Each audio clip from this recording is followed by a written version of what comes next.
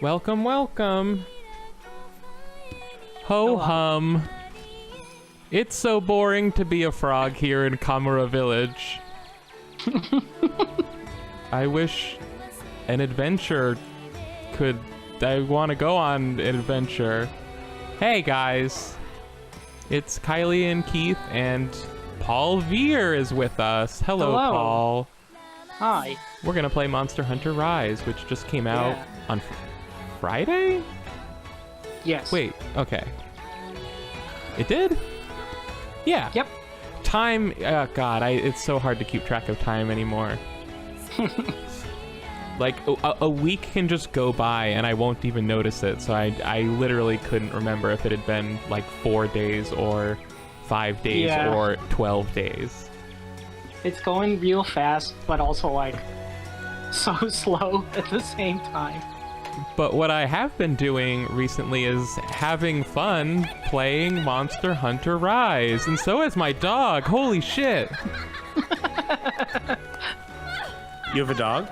Yeah, look at my dog over here on the corner. Wait, let's make that sharper. Hold on, let me hit the... That's my Palamute. Wow, they're really just going for it. They're having so much fun. I love that they just like Wait, laugh. am I? They like had to take a break. I can't emote right now? Oh, okay. Oh, you emoted. Oh, I'm clapping with used up the all your music. dopamine to Not have a good time once. Dude, big fucking mood. Holy shit. I know, for real though, like I just got my antidepressants back like 3 days ago, so we're riding high right now, people. Let's do it. Great. That's Nice. have you been out for most of the pandemic? Oh no, just like a month or something. Oh, okay. No, the depression during the pandemic was all of that other stuff happening. Right. But anyways, this is Monster Hunter Rise. It's the newest, currently Switch only, Monster Hunter game. It's coming to PC next year? I think so. And like early next year. That would be nice. So I think it's I think this is the same engine as Monster Hunter World. They ported it to Switch, the engine I mean. It's this one's running on the Resident Evil engine. I thought World like the was, RE7 engine? wasn't World also doing it? No, World was empty framework still. Oh. Capcom's old. Oh, okay. So framework. This is a different engine. And you know, it's I'm sure it's lower fidelity or whatever, like less polygons and lighting effects and whatever, but like stylistically it looks so much better than World. Like I'm totally in love with the look It of looks this amazing. game. Yeah, if I could. And wait, real quick, as you explain, I want people to listen to your explanation, but also watch how these cats are drumming in time with the music we're listening to. I like that. Badum the drummer. Badum the drummer. What's and the other one's name? Is the other one another? Tish. Tish. Because Tish is on the rim. Badum is a better drum name. Badum and Tish. Badum Tish. Anyways, what's your thing about the way Monster Hunter looks?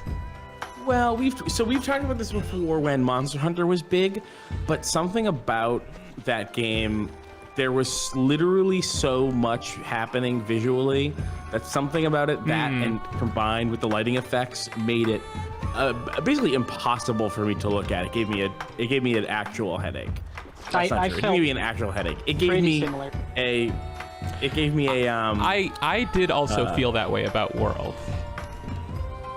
Yeah, like it was just like so. It's weird to criticize a game for this, but there was so much detail that it sucked for me to look at. And looking at this game, I immediately was like, oh, this looks good in the same way, but doesn't totally ruin my brain while trying to look at it. Yeah, I totally agree. Like it's everything. Like this whole thing is packed with detail, and they poured over it. But it just makes me feel great to be here and not confused and sort of overwhelmed like I often felt in the Monster Hunter World environment. Yeah. It's funny because the Monster Hunter developers are primarily like mobile game developer, like handheld developers. I mean, like these games mostly come out on like the DS systems, right? True. Yeah. And so it's kind of funny that they like were able to like basically expertly bring just a massive increase of graphical fidelity to Monster Hunter World, so much so that it was literally too much, and that the thing that finally would have gotten me to look at a Monster Hunter game and be like, wow, that looks like something I want to look at while playing, is them going back to a mobile device. So I think what the big difference was in World was, I believe, I could be wrong because I don't remember 4 very well, but I think that was the first time you had full control over the camera in the hub area. So maybe what they were used to was designing these elaborate sort of like side-on dioramas, and they weren't used to like an environment that you had to navigate the camera yourself within.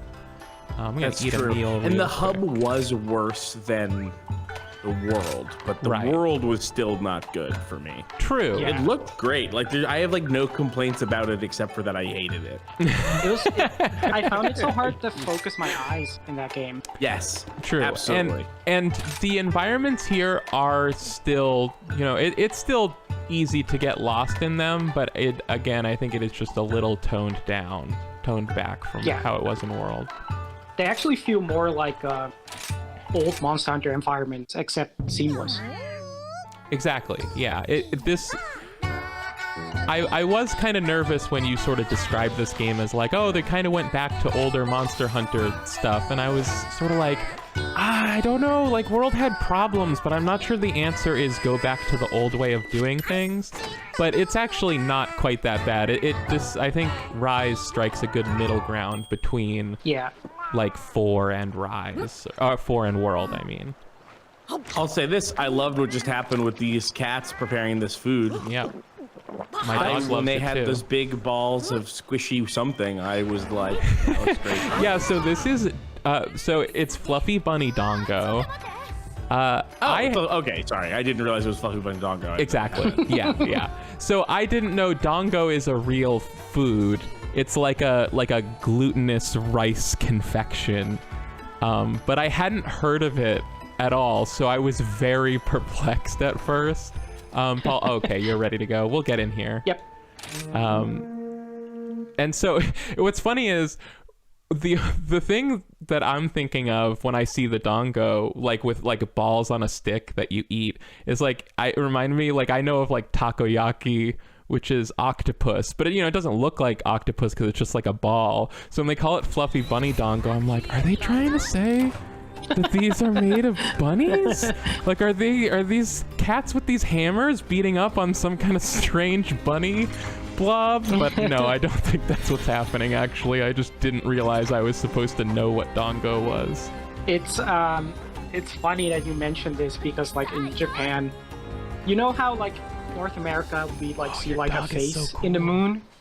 In Japan, it's like they see like an image of a rabbit making mochi, and so that's maybe where the Fluffy Bunny Dango comes from. Interesting. Is that I where think I've heard that before? I know about like the bunnies on the moon thing. It seems like because there's rabbits all over the moon stuff in like Mario Odyssey and whatever else. And for what it's worth, I don't see a fucking man up there. Yeah, no, I don't see shit up there. Okay, I have to focus on what I'm doing. The big change here in Rise is that you have these Wirebugs that are like these grappling hooks that can grapple onto thin air, which is great. I was really worried, like when I saw like, oh, it's all grappling hook. I was like, normally I like grappling hooks. I don't know how it's going to play in Monster Hunter. It might get really finicky, but just being able to grapple onto nothing just fixes that, and so it's great. Yeah. And it solves the problem of like, you mostly probably won't want to grapple onto nothing because that wouldn't get you anywhere. Right, yeah. So even though even though you're grappling onto nothing, actually you're really grappling onto just what you want to grapple onto. Well, you're using it for like also jump attacks at monsters. Okay.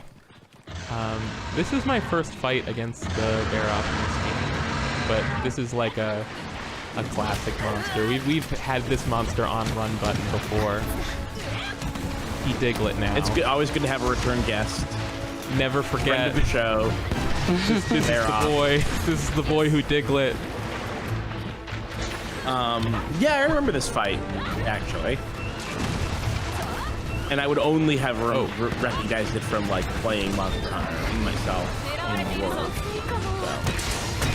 So how long have each of you been playing this game? Like, how many hours have you put into it so far? Oh, you go ahead, Kylie. Oh god, I'm gonna die. I think less than 10, more than 5. I think probably. Okay. I'm like 15-ish hours in. Okay. So. And both of this is neither of your. I think you've both played at least 2 other Monster Hunters. Am I right? Yes. I've been playing since the PSP days, so a long time. I've been playing since 3 Ultimate on the Wii U, but I skipped Generation both times. I actually had a really weirdly bad experience with that game at PAX. Oh yeah. That was they announced that game at PAX East one year. So like I walked into first day of PAX East, saw a banner for a new Monster Hunter game that was playable on the floor, and I'm like, holy shit, that's so awesome. And I went and stood in line for the demo, and I got up there and just like picked a weapon I wasn't good with and just really sucked ass. And there were 2 jerks in line watching me that were just like extremely vocal about how bad I was doing, and it ruined my entire day and put me off the game completely. Oh no. But anyways, not to dwell on random negative experiences of the past. Sorry. It sounds just like a video game fans though to to criticize a stranger playing a famously complicated game. Yeah, if that had not been announced before that day. Right. Yes. And they were behind you in line, right? So there's no way they had even touched this game. Right. Yeah. Yeah. Total video game people shit. But anyway, so where I was leading this was like, I've seen a little bit of, at first I saw people saying that this game was like good and there was good like onboarding, a thing that Monster Hunter games are famously bad at. And then I saw like people being like, no, what are you talking about? This game doesn't have good onboarding at all. It super doesn't. People who are like, it doesn't, you're saying it doesn't? So I think the confusion here is that the game does not explain itself well. You will need to watch YouTube tutorials to learn how to play the game. But once you watch the YouTube tutorials, it's like, it's easy to get into once you know how to play the game, but the game does not explain itself. Okay. So this is something that was interesting because I see a lot of people who their only experience with Monster Hunter is like knowing what Monster Hunter is and then falling in love with Monster Hunter World, who are like arguing whether this is or isn't a really good version of Monster Hunter in terms of like ease for new players. And so it is good that 2 of the longer Monster Hunter playing people that I know it's a Rathian. have a pretty clear answer. All right. It's our girl. Got it. It's I think so single player in this game is easier than previous Monster Hunter games. I feel, but it still doesn't really do a good job at explaining stuff. Yeah, so I was miserable at first when I booted this game up because it's just a bunch of text tutorials in your face constantly, and the kind that surprise you. So like you're trying to play the game and it keeps stopping to explain itself poorly. So that part's not cool. But what I did like was that I fought one monster and was immediately able to craft like 3 pieces of gear, and then fought another monster and could craft 3 more pieces of gear, and they all were like pretty good and looked decent. And like, you know, so like that process is smoother. Like it just seems like what happens to me is like with every Monster Hunter game is I really enjoy the low rank, but it takes so long to get through it that by the time I get to high rank, which is like the real Monster Hunter starts here, like by the time I get there, I'm practically burnt out on the game and I barely get into it, and it just seems like this game shortcuts low rank quite a bit and gets you to high rank quicker. You yelling at Oscar? Yeah. So I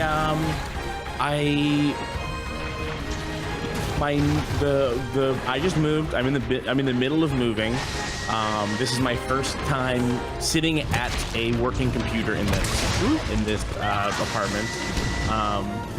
And one of the things that I did before playing was lay down 3 6x9 felt non-slide rug mats for the 3 rugs that I bought that are not in yet, because it's a big-ish office, but there's 2 support beams, so I couldn't get 1 long rug. I had to get 3 medium-sized rugs. And he came in and was like clawing at the Oh no! the mat. There's a lot of this room is so fucking echoey, and I'm just sort of like, I bought the rugs. I was like, I'm gonna need rugs. There's no way that I'm gonna set everything up in this room, and I'm gonna get away with like not needing rugs too. That was, but I'm even though it's still echoey, even with the felt things, I'm hopeful that after the rug is down, and after the rest of the furniture is in here, that it will not be a horrible echo. It's just really long. It's like more than twice as long as it is wide, and one of the walls is brick, and so it's just like a recipe for Weird. yeah, it's an extremely weird. It's like it's a room that was like they built just like a small vertical slice onto the outside of an existing building in order to like make apartments that would have been way smaller than average for this building like up to par. And so most of the apartments in this building, the outside wall is brick, except for this room where the inside wall is brick. And that's so weird. Like, it's extremely weird, yeah. So I like me and the people below me have this room, and no one else does, and it's just bizarre. But it's a loft building, so it's one of the only rooms in the entire building that has like 4 floor to ceiling walls, including my apartment from a few years back. Our original Rhode Island office that we did Run Button from was also in this building.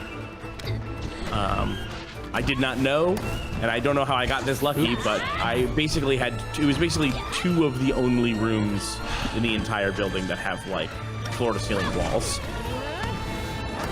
I didn't know it was that rare. I somehow just like anyway, so the reason here's the thing about the onboarding of this game that I was also going to bring up is that I didn't particularly like. I still had to watch 3 hours worth of videos to play Monster Hunter World.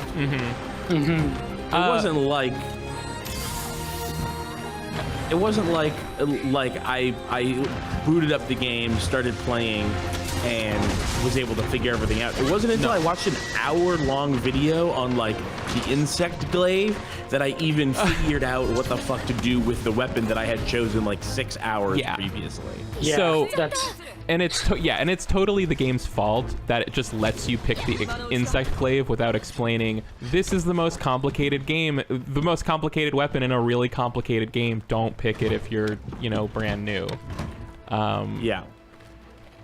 There's actually a really good video from Polygon that's like 18 minutes long called like Monster Hunter Rise Beginner's Guide for Absolute Babies that does a really good job of explaining the general flow of what Monster Hunter is and what it's about in a way that some of the other Monster Hunter Rise tutorial videos just aren't good at, because it's by these super fans that just kind of expect that like they forget that the most confusing part about Monster Hunter is that like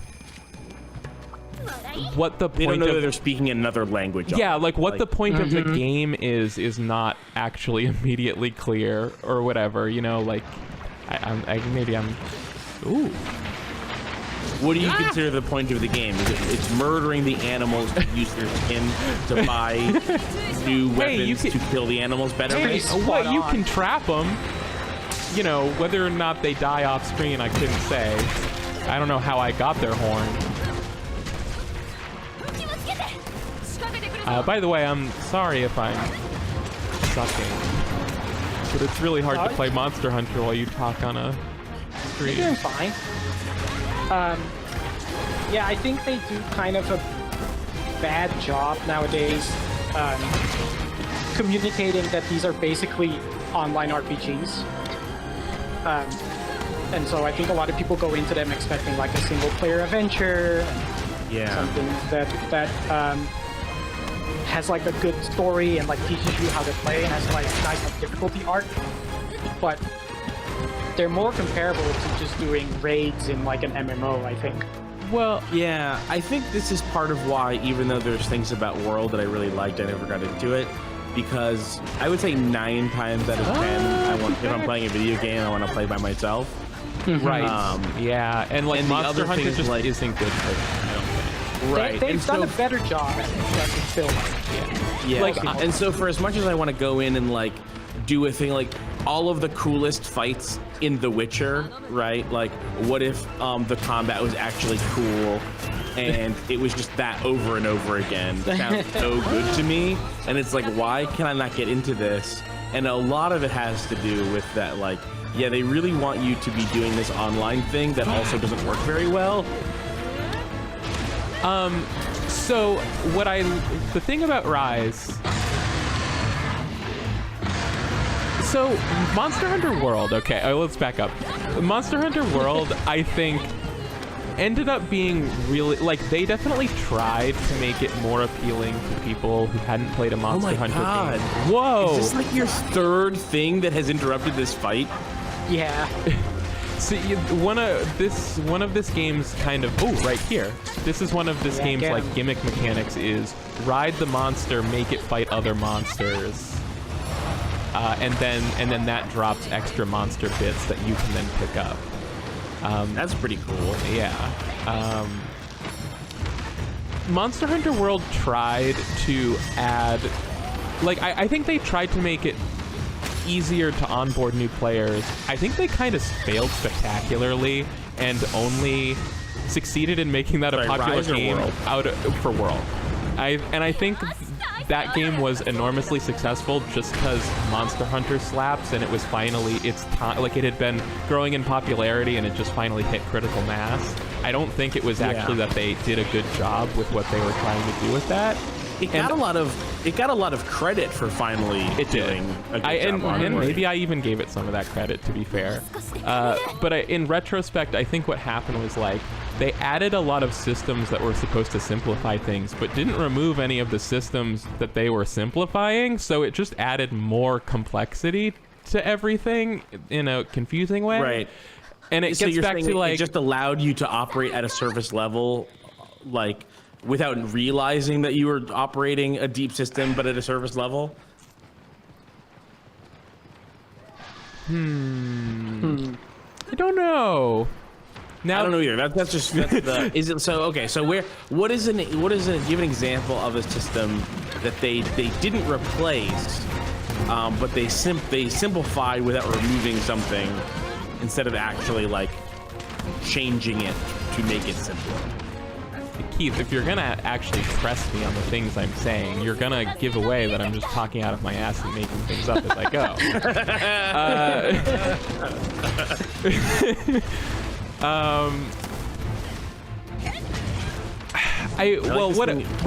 Right before you asked that, what I was gonna say was that what I keep coming back to is how I heard from Paul like, oh, this game is a little bit more like the earlier Monster Hunters that came before it in its structure. Okay, here's something. I couldn't remember what the thing was. What they tried to do was combine multiplayer and single player in Monster Hunter World.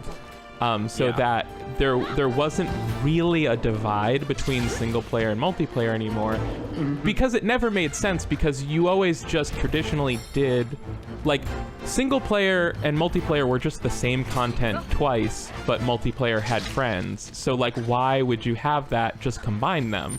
So Monster Hunter World tried to do that, but they got it totally wrong and just ended up overcomplicating the way things worked, so that, you know, you couldn't join if you hadn't seen a cutscene, and like people wouldn't get credit for it if they, you know, like only the person who started the quest would get credit for completing it, or however that worked. Yeah. So you'd have to do a quest like 4 times so that everyone got completion credit for it. It felt like they fucked it up in a very like Nintendo way. Totally. No, it's not Nintendo. Like that's just like the total like, we have tried to do something for you, but instead have actually made things complicated and difficult for no reason.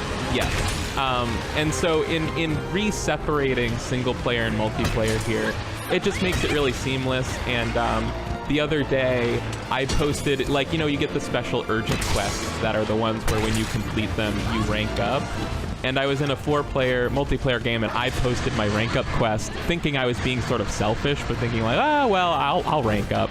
But actually, all 4 of us ranked up when we finished the quest, so we all got credit for it. So that was really cool. Right. And the single player stuff. When you say single player and multiplayer are separate, is the same characters? Like, do you have to make a separate character with like new progression for multiplayer? No. It's the way it separates it is they're separated into village quests and hub quests. And so you have, there are literal twin sister quest givers, and one of them sits out in the village and gives you single player quests, and one of them sits inside the gathering hub and gives you multiplayer quests. And it's all like the same monsters. But what's nice is in multiplayer, you can pick from like 6 or 8 different monsters like straight off the bat. So it's not that shit where you have to start with like 1 or 2 and fight them each 3 times before you get like the 4th monster or whatever. Right. So it's just they're just putting less barriers in between like the content, I guess. And so ostensibly this is the sort of thing that someone might look at and go, this is good onboarding for new players. Right. When actually it's not. It's just like a better design. Yeah, they just made their game less stupid. They didn't make it better onboarding, really. Right. I think I dropped out. But in a way, there is a connection between how stupid the game was made and how confusing it is to start playing. It's not any less stupid to start playing. Okay, so this is what you're talking about. It's not any less. It's not only better at explaining what it's doing, but the things that it has to explain are a little bit easier. Totally. So when you go to find out about them from somewhere else, it's relatively quick. Yeah. Or it's another one of those things. Like I said, Monster Hunter games traditionally have. This is officially. Ooh. We solved it. This is officially better information on the new Monster Hunter than I've heard anywhere. Yeah. Kylie, I dropped out of your game, teams. Oh no! What happened? Yeah. I don't know. Okay. And I was gonna say. Oh, also this. Oh, what's up? Oh, I was gonna say maybe there was some weird connection thing because the monster had stopped moving for like a weird amount of time. It did, yeah. I noticed. Oh, okay. Well, try to get back in, I guess. This guy should be done soon. Oh, jeez. Yeah, I just beat him on my end. The last thing I was gonna say is that the combining single player and multiplayer quests in Monster Hunter World meant that doing it single player felt like you were doing these missions designed for more players than you had, and so it was really, really hard to do single player stuff. And this one feels pretty breezy, honestly. Yeah. By comparison. This was a long fight, though. That took a long time. That did. I mean, by Monster Hunter standards, that's like a normal amount of time to fight like a monster that's a little bit above your level. Like this was the first time I fought this. So that's like a normal amount of time to take on your first time fighting something. Fair. Yeah, I definitely had experiences playing World which, by the way, for anyone who has been hearing me talk about World, I never owned World. I played Kylie's copy digitally on my PS4, and I probably played. It's hard to remember at this point, but I'm gonna say that I played like 15 hours of it. So like not very much. Monster Hunter, it seems like a game that wants you to be spending more like 80 hours on it or more. Yeah, at least. Yeah. And I've never put that much time into a Monster Hunter game either, so. Yeah.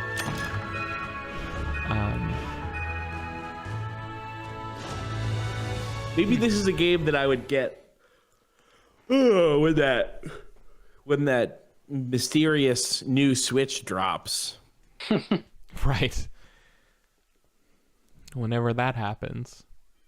Yeah. I can't remember what I was listening to. I do think it helps with this game that it's handheld, and so you can just do like a hunt or two in between stuff. Yeah, that must. Sorry, what were you gonna say, Keith? No, that's a good point, Kylie. What were you gonna say? Oh, it just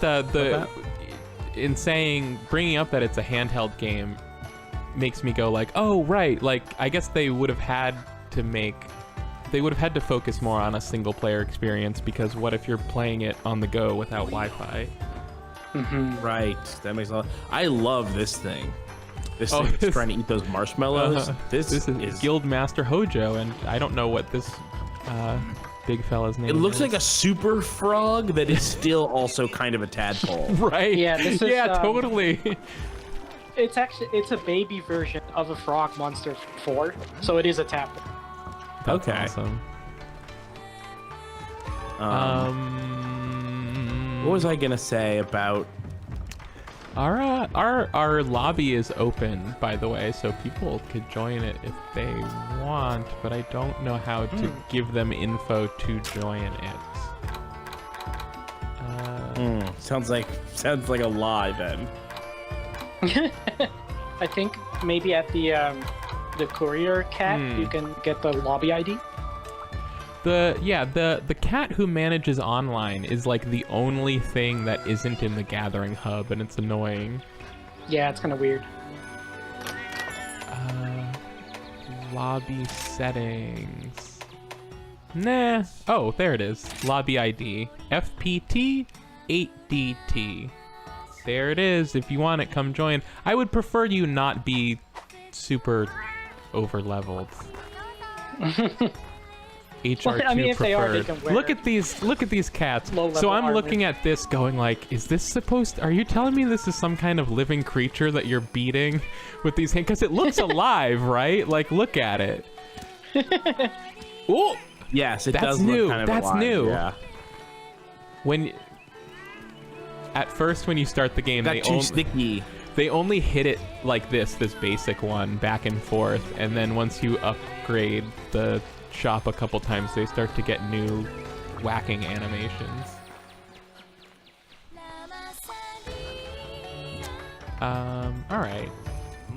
So let's see what else we have in store. Oh, my also my single player, I just got to the first Rampage mission, which is the new thing in this game. Maybe cool. I don't know. It didn't look very fun. I saw it on the Giant Bomb Quick Look. What was it? So do you remember in World those missions where you were on ballistas shooting a giant dragon and it was really lame and it sucked? I think so, yeah.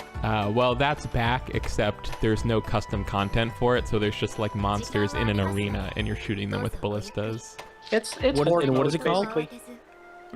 Rampage missions. It's kind of yeah. I heard everyone who talked about the Rampage missions that I've heard basically said that they sucked. So.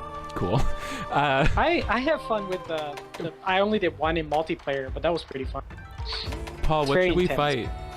Oh, Rathian. Should we fight a Rathian? Sure. Classic, or should we try to get something new? Did we just see whatever you Ralph want. when we were? Yeah, all right, whatever I want. We it's did fine. see. Doesn't Iraqi. anyone understand? I don't know what I want. That's the point. All right, we're gonna do I'll pick Losarios. just based on the name. That's all I know. What we got? Let's Okay. eat. So Eating confers. I'm Nah, you go. No one cares. No one cares about eating. I received I found something left in my apartment intentionally so from the previous tenants. The previous tenants left a note in the dishwasher, presumably so that it wouldn't get found by the really property manager or the cleaners. And I checked my pocket because I have the note in my pocket, but it's not in my pocket. So I can't read it verbatim, but it basically was like, hi, we used to live here. There is a single mouse who lives up in the loft. His name is Ralph. Please do not kill him. Ralph. He is harmless. Yes. That's so We cute. love Ralph. Even funnier than that is I've already heard Ralph. The first night that we were here, we heard Ralph scurrying around upstairs. And I was like, was that a mouse? And the look on my cat's face was like, yep, that was a mouse. Oh no! But it's fine. They can't get up to the loft. They can't get no. up there. All right. They should be. They're not very friends. successful at finding mice. They do the cat thing of like batting mice around, and eventually they just let the mice go. Oh, well, that's nice. Yeah, they don't know what to do. They don't know how to eat a mouse. I mean, if they kept doing it, they would eventually kill the mouse because that's just how cats are. But they are not like they really want to chase the mouse around like it's a toy, not like it's food. You know. So Wow, they do that's not do a lot of depressing. mouse killing. But they can't get up to the loft anyway. So as long as it's up there, and I heard it again, and it was up in the loft. So they were like, oh yeah, he only shows up in the winter, and I'm like, I think these people are mistaking like a series of like a dozen mice for one mouse named Ralph, but that's fine. I mean, it could be one mouse that has their spot and like comes back to it. Yeah, but where there's one mouse, there's usually like in a building this size, I guarantee you there's hundreds of mice. And so probably they're hearing like several different mice one at a time, and probably that mouse has died and been replaced. But I'm perfectly willing to indulge the fantasy of Ralph, to the stranger you will never meet. Yeah, Ralph the extremely long-lived, extremely polite upstairs mouse who only shows up in the winter. God, Keith has to ruin everything, doesn't he? I love Ralph. No, I don't know. It could be Ralph. It's Ralph. I know that it's Ralph. Yeah, we know. We're certain that it's Ralph. Oh. So. I like your Palamute's little like knee bucklers. Yeah, those are sick. I love his strange like seaweed mutton chops he's got or whatever. Paul, how are you feeling? You know, the Palamute speeds things up considerably. You can use items while you're riding them, and you can gather without getting off of them. How do you feel about the pace at which you collect things in this game? It's very fast. Even when you're not using the Palamute, like all the gathering is just like a single click. Yeah, get I all just the did items. whack, and I just got 3 things. I'm not complaining. That was always the absolute worst part in Monster Hunter. Where the hell is this thing? Am I in the totally wrong place? I can see someone though looking at that. I'm imagining a guy. This is not real. As far as I know. Okay. Great, we love imagining. I learned from you on Twitter that everyone's favorite thing is imagining a guy, so let's do it. Yeah. I want to say like Yes, this is what in the science community they call a thought guy. Okay. We all know it's where that. you test the principle by imagining that it applies to a kind of guy. And so, but I can imagine this guy who looks at this and says like, well, if you're just gonna give it to me, if you're just gonna give me all of the resources without me having to really like spend time getting them, then what is the point of making me have to get them at all? That is sort of how I feel about it. Well, maybe not. I mean, like that's what I'm unsure about. Like I guess Monster Hunter Rise probably does strike that balance better. Like you still do have to gather stuff and you have to craft items. I guess. Do you? I don't know. Do you? I don't know. Do you? Well, it's got the auto crafting. It like it even you used to have to. Back in my day, you used to have to gather some green herbs and then gather some honey and then go into your crafting menu and mush them together and it made an item. And now, look, I just pick up the honey. It's automatically crafted into a mega potion. But I wasn't going to use the honey for anything else. So is it a problem? I guess not. It also only does that on the field. Like if you want to prepare for a hunt and you don't have any mega potions in your box, you still have to manually craft them in the hub.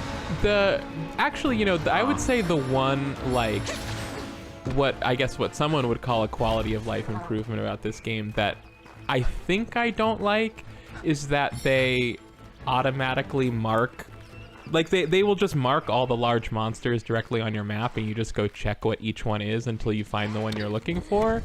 I wasn't really a fan of that either.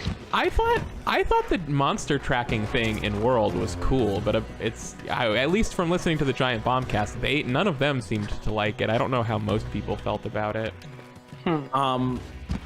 Yeah, so yeah, it seems to me like you've got I like your infinite slides here. It seems to be like so you've got this system that people are saying is annoying, right? Like I've got to pick all these berries or something. I've got to go to this tree and click A 3 times to get 3 kinds of leaves that I need. And whatever, I don't know. I don't know. This is my imagination of what annoying crafting or annoying resource gathering looks like. Is like you've got to find a thing and hit A at least one to get very few amount of things. And like, one way to handle that definitely is like to give you more stuff every time you hit A. But it kind of just feels like they're giving you something that you know that they think that you should have to actually work for. Right, yeah. like if Monster Hunter Rise popped into existence out of nowhere, I would be like, oh, this is really gathering intensive. You have to collect all this stuff. But when you compare it to Monster Hunter 3, it's like, oh, they're just giving it to me. They think I'm a baby. Yeah. And so I don't understand why, like, this is a very common thing that games do. And I don't understand why they don't just make the things cost less. So you do the same amount of work, but you still get more out of it. I don't know. I think actually Monster Hunter Rise sort of does that. And that's what I was talking about, like with the crafting thing. Like these, like at least early on, your earliest gear that you're crafting, like it costs, seems to me, considerably fewer pieces than it does in other Monster Hunter games. I think overall it actually needs less items to make stuff in this game. I guess if I'm trying to make like the best faith like argument in favor of having the I don't know, more involved gathering and crafting is saying like, Monster Hunter was always kind of, meant to be like the systems of it are kind of meant to be like meditative. Like it's about planning before you go on the journey. You have to, figure out what items you want to have and figure out what items you need to make those things and then go find those things. And then like you're preparing, and then even the monsters, you're fighting them multiple times and learning their patterns in and out. And that like the more you scrape away at like like, here's the thing, like, in Monster Hunter 3, you're not just remembering what items you need, but you're also remembering where you can find them. So, like, you have, like, gathering routes, like, oh, right, I have to get honey, so I'm going to jump in and go here, here, here. But now it's like, okay, I don't ever have to think really about where I'm getting the honey, so that's nice. But if I ever do need honey, I don't know where it is anymore, so I'm like, I guess I'll go, you know, it's like modern living. Like, is there a convenience store that sells honey? They put it in a bear-shaped bottle for me? Right. If it's so easy to get, why do I still have to get my own honey?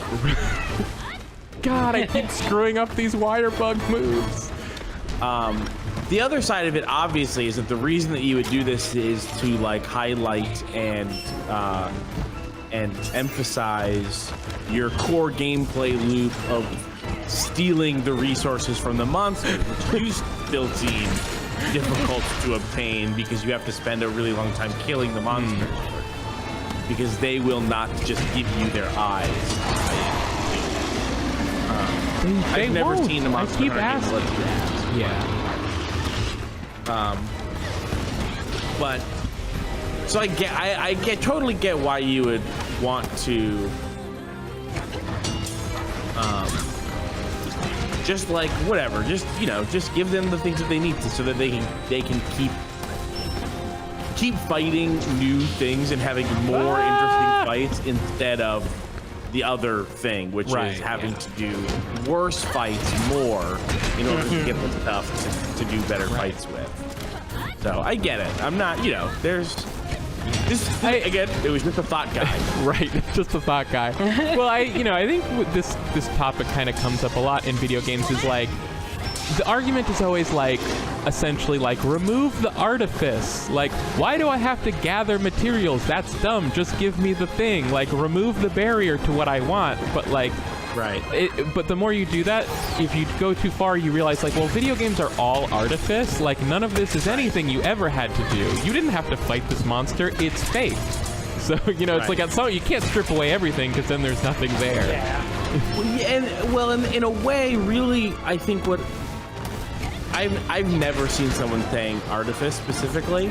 Right. I don't know like, what, but I can imagine. But I mean, that's what they're like getting at, is like, you know, like, I don't have to gather. That's fake. That's made up busy work. Just let me do the thing. But then, like, but all of it's made up work. But actually, if in a world without a place to go to buy a thing, you do have to gather things you need in order to use them. I guess to me, like, everything in games, because you're right, it is all artifice. They're all operating on, like, different levels of abstraction, and so there's a point where, like you have, if you have like a really like detailed and complicated resource gathering and crafting system, like, that is not a lot of. It might be a lot of busy work, but it's not a lot of abstraction from what, like, the world is, because you do have to get things in order to make things. And like, you can increase that abstraction to make it, like, quicker and simpler. But at some point, it's like, well, if you have this, like, extremely abstraction of an abstraction version of, like, your original idea of what crafting in this game should be, like, at what point do you just say we should either recomplicate this or get rid of it? Right. And so good point, Keith. I actually didn't have anything to say. I thought maybe I did, then I lost it. It was gone. Good point. Or maybe what I wanted to say is, you know, maybe there's something in Rise that recomplicates something. It felt like right at the end there you got back around to what we were saying about Monster Hunter Rise, but maybe, I'm not sure Monster Hunter Rise recomplicates anything, but I don't think so. I guess we were just talking about how much it simplified things, so I just got lost in the conversation. That's fine. I mean, it's like, I'm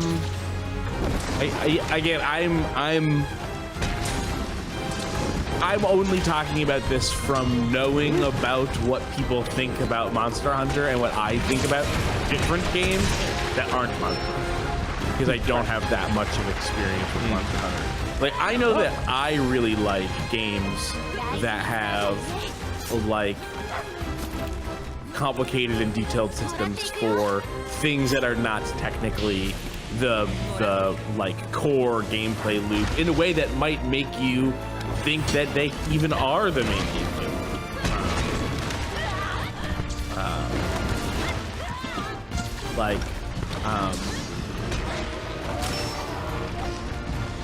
I'm trying to think of a good example, but I can't. But I'm sure that people believe me. Sorry, you said like a side thing in a game that's so good it convinces you it's the core gameplay loop. Yeah, well, not just that, but just like, you know, like a I'm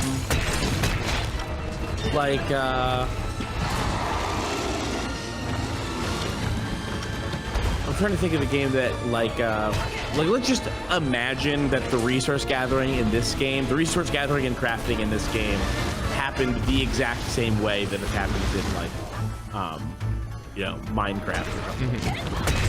That would be a much bigger and more complicated and less abstract system than you collect the right ingredients for a potion and then it makes itself inside your inventory.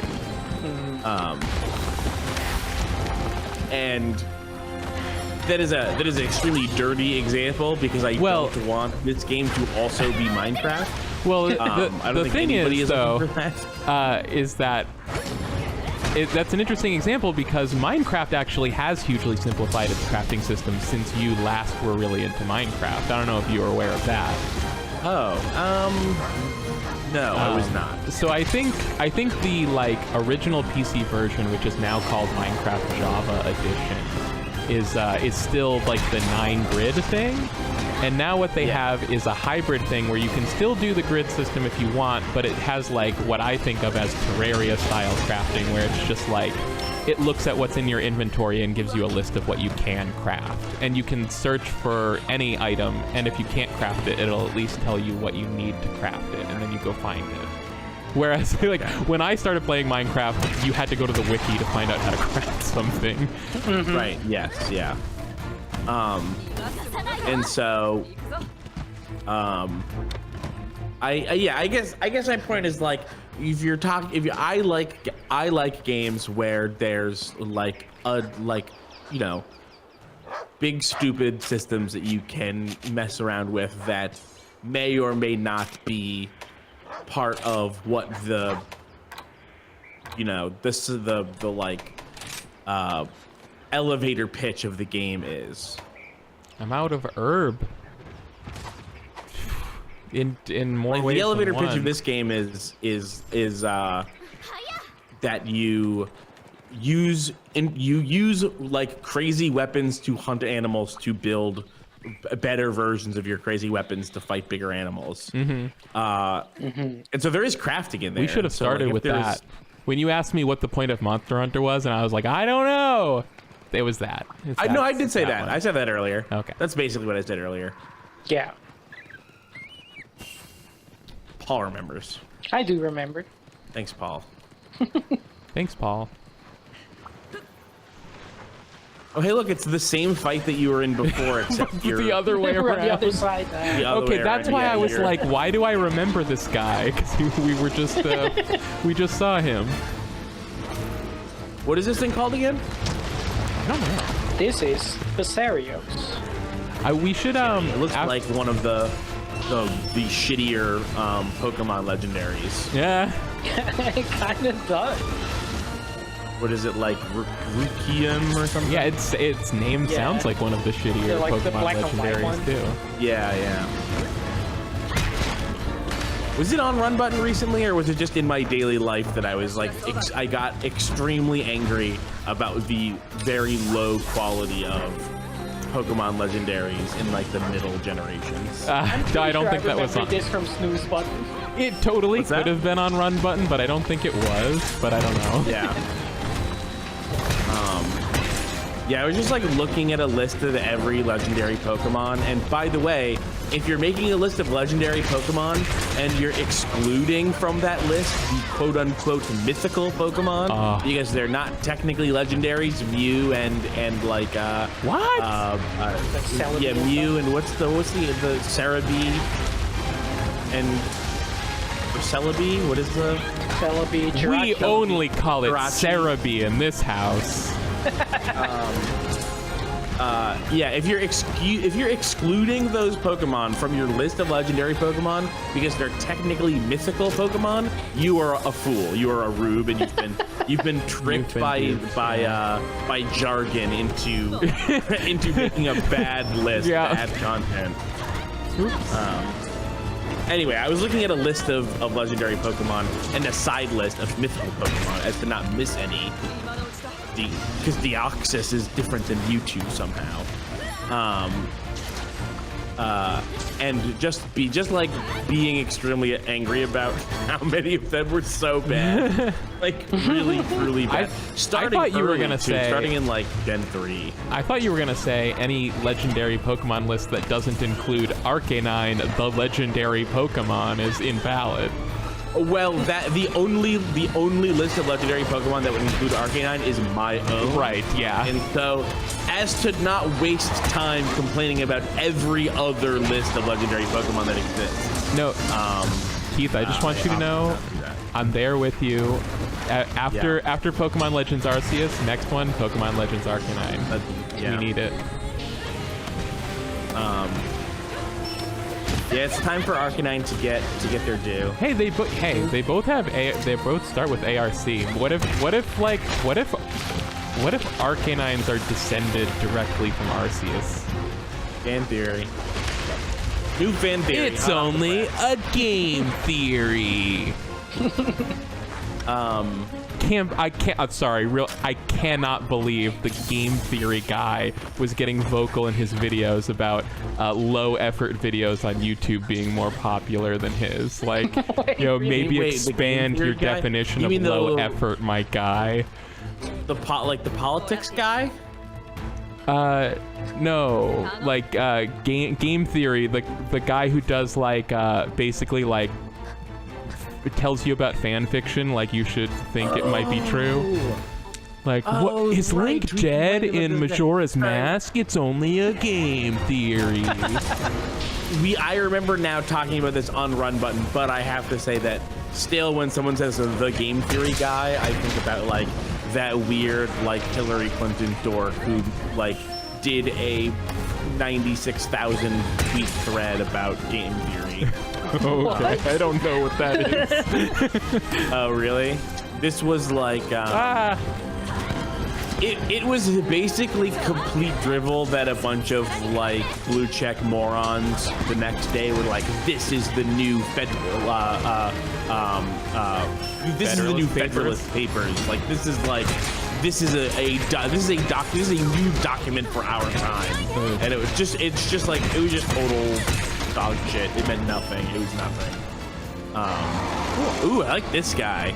This guy looks like, these little things look like those sick cat lizards from Attack of the Clones.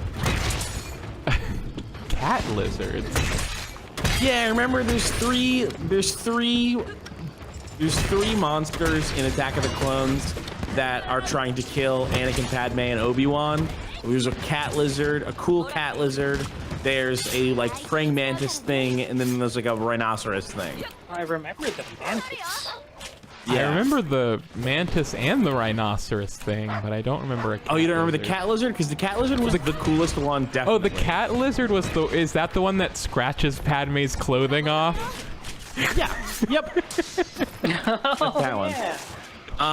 Yeah.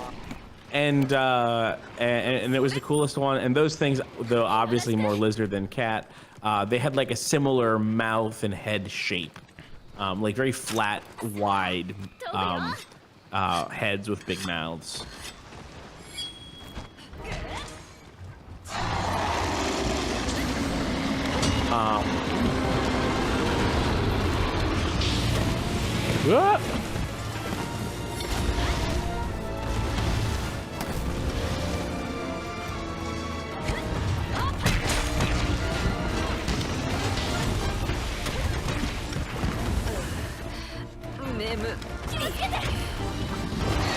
Whoa!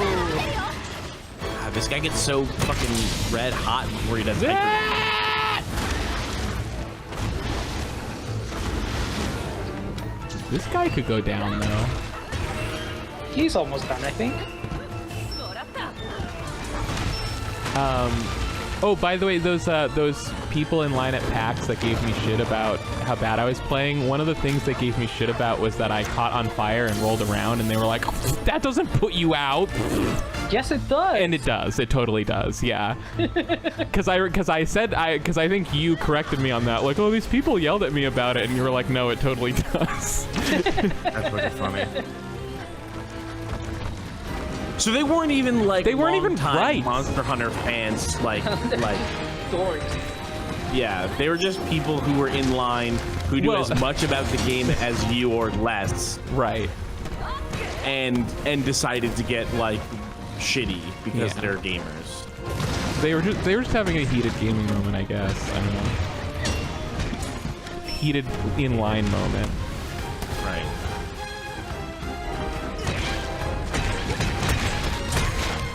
In the queue. They were queued up. You know what's a language thing that just gets under my skin? Ooh. What? I hate online. I do hate that. I do hate that. People say they're online when they're in line. Uh-huh. It's a New York thing. Do people actually say that? It's a New York Yeah, thing. it's a regional thing. Oh wow. They were saying it before that phrase was being used for the internet. I mean, fair. They were saying that before the internet existed. But it still doesn't make any sense. Where is the line you think you're on? I know it doesn't have to make sense. Yeah. Like nothing in language has to make sense except that there's an obvious choice for which preposition to use there. Well, I mean, I like. Some places you say you're on them, even though you're no more on them than any other place that you might be in, right? On them what? Like on the Cape, even though the Cape is actually connected to the land. Or I mean, it was until they dug a canal, but that doesn't really count. Right. I'm on the Cape. I'm in the Cape. I would say I'm at the Cape. Well, the people from the Cape would say they're on the Cape. Although, but I will say, if you're imagining the world as a map, and you as a pin, Yeah, you would be on the Cape. yeah. But the world's not a map. But it is a common way of thinking about But things. you are on the world. You're literally on. Yes. You're not literally in it. So Ooh, I think like about this. that, everybody. Food for thought. Food for thought. All right. Can I finally hit this guy with my good combo? Jeez. Oh my god! Did the other one kill him? That's so funny. I mean, I think I did kill Did it. it I die just right didn't. before you hit? I just didn't get to send out my big combo that I was trying to get the whole time. What's your weapon here? What are you doing with it? What is this like? That's a hammer. staff? Yeah, it doesn't. It's a hammer. It looks weird, but it's a hammer. It does look not like a hammer. Yeah, actually, when I crafted it, what kind of weapon have you got? when I crafted This is it, the I got. hunting horn. When I Sorry, go crafted ahead, this Ty. hammer, I got scared real quick that I had accidentally crafted something else and wasted my materials.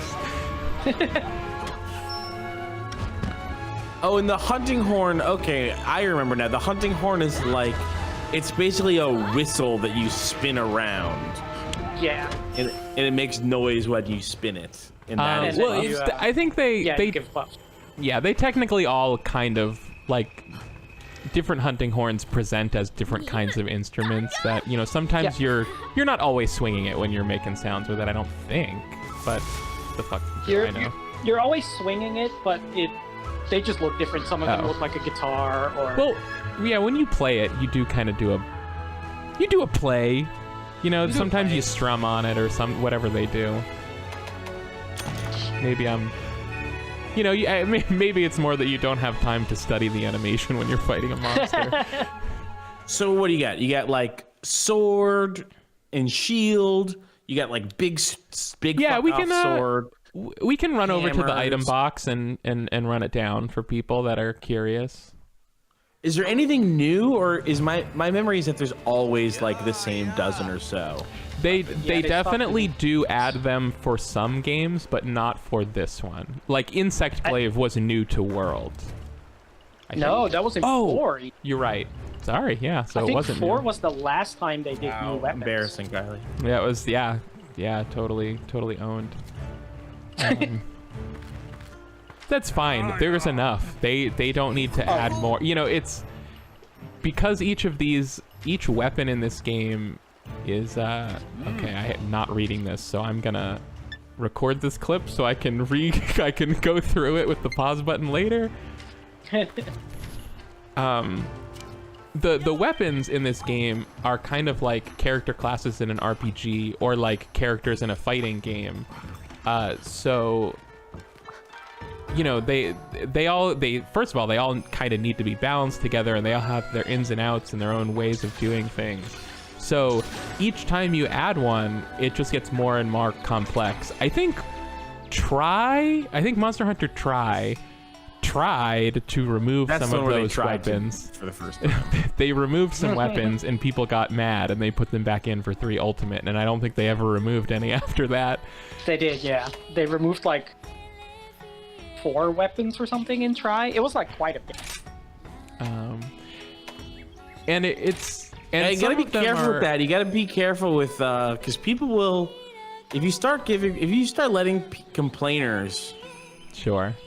Hey, maybe they put them back in. Maybe they put them back in because they agreed. Maybe they did think it was, I don't know, what the fuck.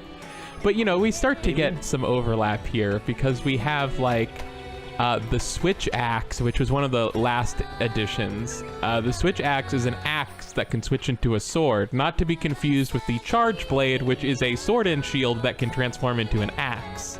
Not to be confused with Sword and Shield, which is just a sword and a shield.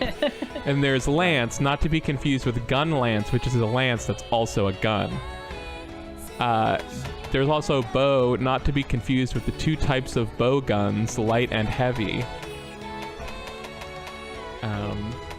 But that's if I'm trying to be annoying about it and making it sound way more confusing than it maybe needs to be, though I don't even know how to explain. I still literally don't understand what the Insect Glaive is, really. You use different colored bugs to apply statuses on monsters and use those statuses to generate combo damage. That sounds sick, but also confusing. It's a very cool. Yeah. So, Paul, did I do a good job? I used the I used the Insect Glaive for about 15 hours, but I only knew what I was doing for about 2 of those hours. And I actually, once I learned how I was supposed to be doing it, I was immediately worse at it and never recovered. I think you explained it pretty well. It basically does like you send the insect to the monster, and then you get stuff back from that. That opens up more combos and more damage in your arsenal. Yeah, I think fighting game characters is a pretty good analogy for some of these, because like the Great Sword, for example, it's the most powerful weapon, period, but it's also the slowest and most difficult to hit the monster with. So like if some people are just born to become Great Sword gods, and the rest of us must just look on in awe. But if you're not good enough to hit them with the Great Sword, you can hit them with the Long Sword, which is does less damage but is faster, and you can dodge more easily. And it also has its own, a lot of these, they all have their own vibe. You have to learn the combo rotations, like which attacks lead into which other attacks, which do the right kinds of damage in the right situations. So like when I'm using my hammer, I'm thinking about how I have, I just have certain moves that will do damage more quickly, but it's going to be a lower amount of damage, and other ones that will hold me in place longer that, you know, like my big combo I was talking about at the end, like that is a combo that takes like 10 full seconds to complete, so I can only do it when the monster is standing still, like when they're knocked on the ground. And so, and the hammer is kind of, that's like, you know, people say the longsword is like the light version of the greatsword, but that might actually be more like the hammer, because the hammer is also a slow-moving, high-damage weapon, just not nearly as slow, but also not as high damage as the greatsword. Sword and shield. Maybe I should give this game and become the world's greatest great swordsman. Do it. Do it. Sword and shield and dual blades are both really, really close range weapons, but that give you like the highest attack speed and amount of flexibility in your dodge potential. And, you know, sword and shield has a shield, as do lance and gun lance. So those ones, like lance, you move comically slow with. We should actually run into the... We should totally run into the training area. With the lance, you move comically slow. Try did introduce a new... Oh, sorry. Sleepy Pink says, Try did introduce a new weapon, technically, the medium bowgun, which is putting light bowgun parts together with heavy bowgun parts and making something useless. Oh, yeah. Try also introduced Switch. Introduced what? The Switch Axe. No, that was 4, Try I thought. weapon. No, 4 was Insect Glaive and Charge Blade. Didn't 3 add the hunting horn, or was that like 3 ultimate?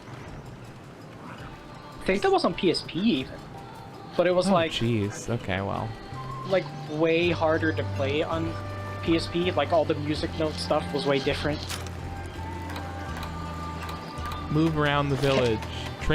Can I go into the training area with you? You can't go to the training area because it's multiplayer. Well, hey, But I'll jump into... I'm in there right now. Wait. What? Yeah. How do you...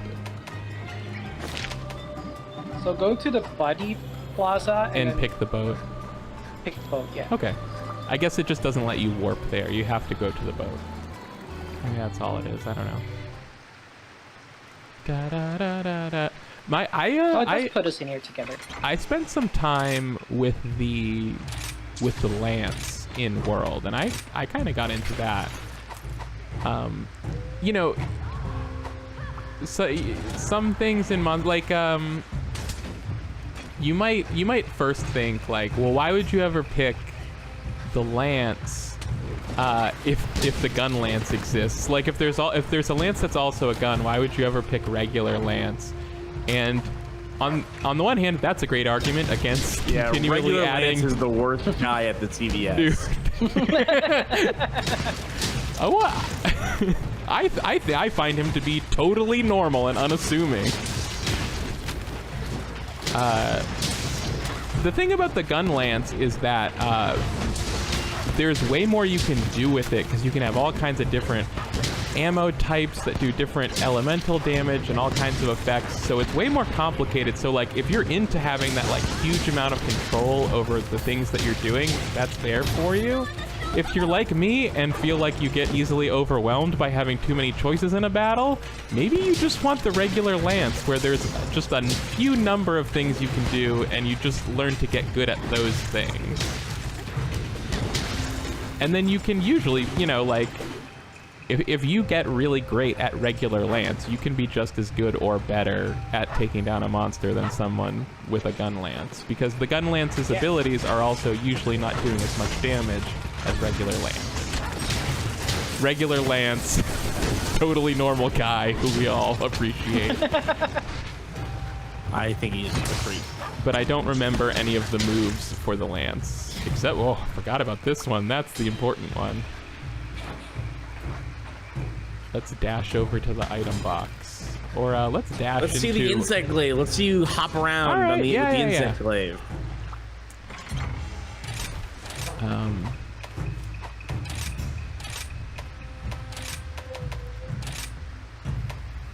These are my kinsects, Culdrone and Maldrone. Whatever that is. I think this is the first game that starts you out with the longsword, though. I guess because it goes along with their whole, like, Japanese vibe. Because normally you start with a sword and shield. Look at this thing. He's flipping it. Ooh, cool. You gotta launch. You gotta launch yourself. Do a big launch. Keith, I know all about launching, obviously. I can launch. I fucking love to launch. I'm launching all the time. Constantly launching. I know about that kind of... Maybe... Can you do a non... It should be on the, like, ZR... E? Hey! Okay. There you go. There you go. Yeah, I mean, that's sick. Nobody doesn't think that's awesome. You can do it, and then you can double... Yeah, do it again. Wow, you can chain them. Yeah. But the trade-off for this kind of really cool mobility that the lance doesn't have is that it's much harder to do effective damage with, like, the insect blade. Especially if you don't know jack shit about your insects, like me. Sorry, can you say the trade-off is that... Oh, I said, like, the trade-off with the insect you can do all this blade cool is shit that that the lance doesn't have? I just, like, typically the cooler the abilities that your weapon has, a lot of times the lower the damage numbers that you're doing are, so you have to, like, get really, really... To me it feels like, and some people are, you know, everyone's different. To me it feels like, I have to get so amazing at the insect glaive to be good with it. I'd rather just pick the hammer and just be pretty good. Or, you know, also with the hammer, you're just doing like a different kind of roll. You don't have to worry. You're not inflicting statuses with the insect glaive. Instead, you're trying to deal knockout damage to the enemy's head. What's up? I think Keith dropped out of the call. Oh no. Yeah, he's losing connection. Yeah, Keith says losing connection. Well, he'll be back. Let's do you want to jump into a multiplayer hunt, or should we show that dumb Rampage mission, or? I can do another hunt, sure. Yeah, all right, let's do that. And I won't pick the hammer this time. Yeah, I also changed weapons again. You know, there's a quest board right here. We can just start it from here. Oh, cool. I am gonna pick the longsword because this was the first weapon I picked when I started Monster Hunter 3, and I was just never good. I liked it, but I was apparently terrible with it, and I started enjoying the game a lot more once I stopped and switched to, like, hunting horn and hammer. But I always felt like I should really go back and, like, learn to be good at that. And then when this game started you off with the hammer, I was like, well, with the longsword, I was like, well, this is the perfect time to learn to be good with the longsword. I think this is the quest board where you can join posted quests, but I don't think you can post a new one. You're right. And so I spent some time with the longsword, and I think I actually got you know, okay with it, at least much better. Like in previous games, whenever I used the longsword, I felt like I was always just struggling even to get to, like, that third power level, like where your meter is red. Yeah, it's pretty hard. But I felt like I was having a much easier time doing it in this game, and I have no idea if that's me or if that's changes made to the longsword, but... Okay. Oh shit, now there's a multiplayer Rampage also. Oh, do you want to do that? Yeah, let's do that. Okay. That seems perfectly stupid. Have you done one of these before? Nope. I'm actually right at this point in single player. What's really funny, the other thing we haven't mentioned is another way this game shortcuts the early parts of the game is that you can skip over the, like, first 3 hunter ranks of multiplayer just by doing it in single player, and then it lets you branch over. But if you're like me and didn't know that and just did a bunch of multiplayer straight out of the gate, you just have to do everything twice. But hey, that's how it goes. I had fun and I got good items, so whatever. So most of this is pretty simple. It's basically just setting up the ballistas and stuff, and then for the most part using those to defend the base. I probably don't need any of these, but whatever.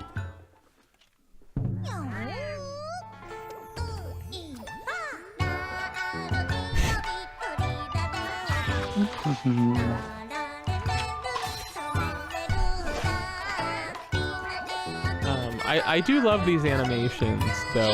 You know, nothing quite beats how absolutely delicious the food in Monster Hunter World looked.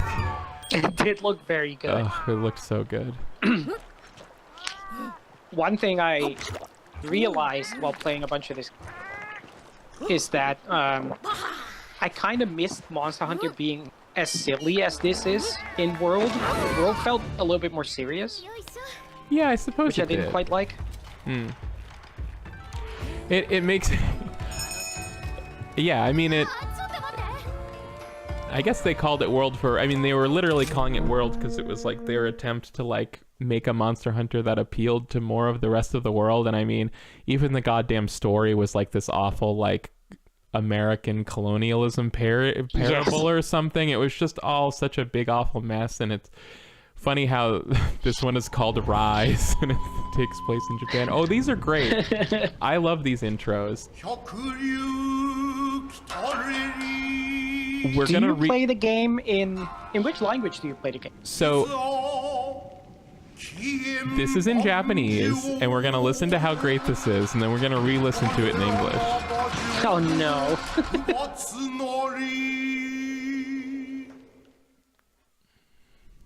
You don't use Monster Hunter language?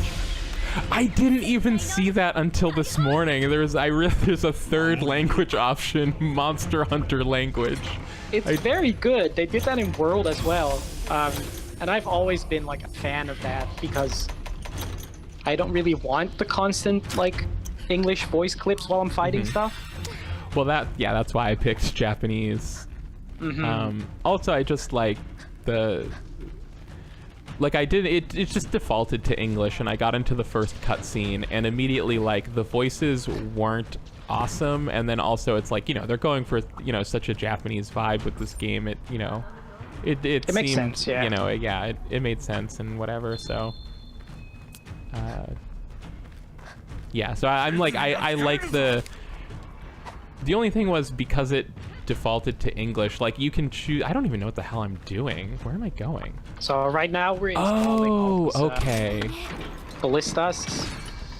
I'm picking where they go. Yeah, and there's a limited number of them when you're placing. Okay, we definitely want one here, I think.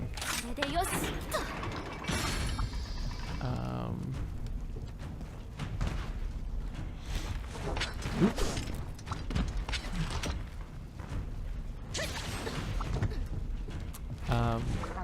Like I was saying, you get to pick your character's voice from like a list of preset voices, and like I essentially didn't get to, like, you know, I picked an English voice, and then when I switched it to Japanese, I guess it's like, you know, whatever it was, like I picked voice 8, and whatever voice 8 is in the Japanese version, you know, like I didn't get to pick essentially, but I still like it better than whatever the default one was. I didn't like any of the English options. Yeah. Sometimes when I jump on my dog, she goes psycho, and that's way better than giddy up. Yeah, that sucks. Yeah, here it is. Here they come.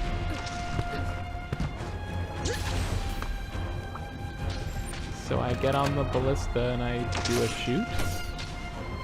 Yeah. Okay. And then they sometimes become mountable. I didn't realize they're like, I thought this wall was gonna come down and they were gonna right there. No, they're in the area here. Am I hitting them, or is this hitting? I'm totally useless right now, aren't I? I'm not helping at all. You can. Oh, well, he made it through.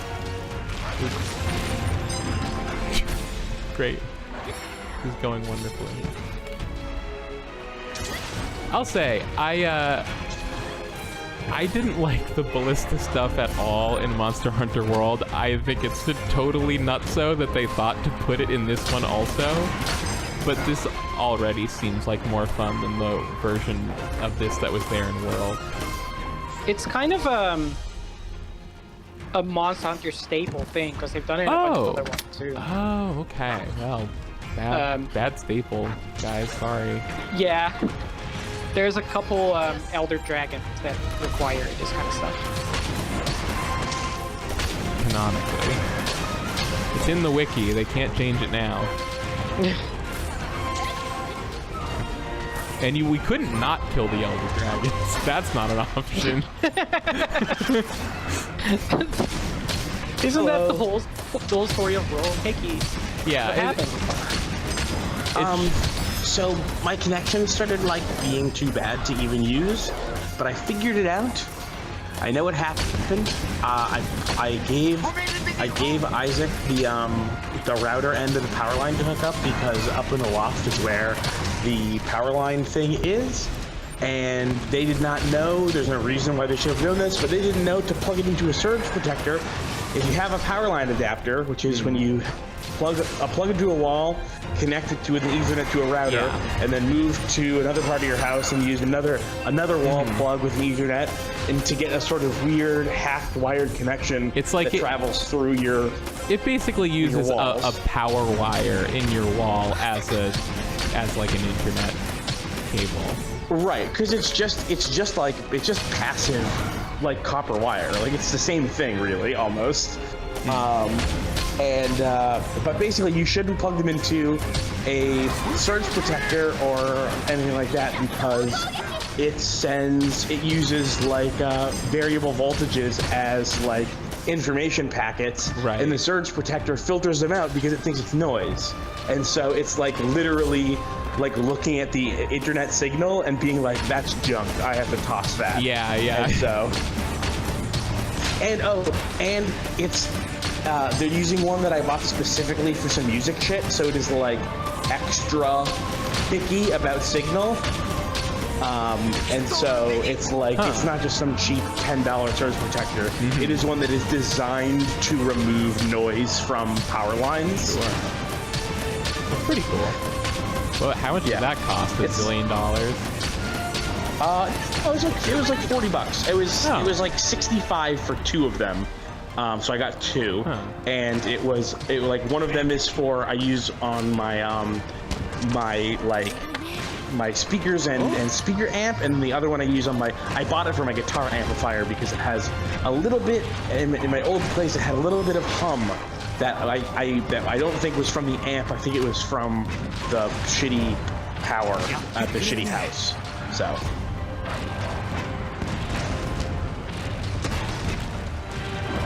I assume you're still using Insect Glaive? Oh no, we're doing the ballista thing. Oh, okay. So yeah, we ended up getting in multiplayer. We got also to the tower defense rampage thing, and I still, like I was saying, I don't think it should be in the game at all because it's dumb, not very fun. But it at least seems like it's more fun than the version of this that was in Monster Hunter World, so... Yeah. Whatever. Okay. Feels a lot more active than the one in World, which just... It was like... running cannonballs to a cannon. It was so... Yeah, it felt so pointless. Okay. I think we can... Kylie, I haven't told you about my rugs that are coming. Oh no! Oh, you must have gotten a vortex rug. I'm gonna feel like I fall through the floor. No, I got run button colors for my rugs. Oh, cool. Yeah, I got as best as I could. I got our sort of cream thing, and then a sort of red one that is like our red logo, and a blue one that is like our blue logo. Ooh. Oh, but there's... It wasn't even more expensive to do that. It was just Amazon. Great. How do I... Oh! Wait, no, Oh, there are auto ones. I'm sure, see, if I had done this in single player, it would have explained all of this to me, but it's multiplayer, yes. So you're just like, you're in here, idiot. He called you an idiot? Yeah. See, I'm the... I'm the person who just thinks there really shouldn't be a single player mode in these games. I don't see the point. It's so funny, every time I log into this game, I would go and like check my friends list, like which of my friends are playing? I should jump into their games. They're all playing offline. I'm like, okay, well, I guess I should also go play offline then, because 2 weeks from now when they're playing online, they're gonna have all the game features that only the single player introduces, and I'm gonna miss something. Dragonator. What game features does only the single player introduce? Keith. What? Did you hear my grandma died? No. You want to know what happened to her? Yeah, what happened to her? Dragonator. Oh no. Yeah. Yeah. Awful. That's really bad. Is this also my grandma? Yeah, sorry. So this is hitting me pretty hard right now than a Dragonator. I have a grandma that's not your grandma. I don't know if you know about her. I mean, I know that that's reality, that is how that happens, yeah.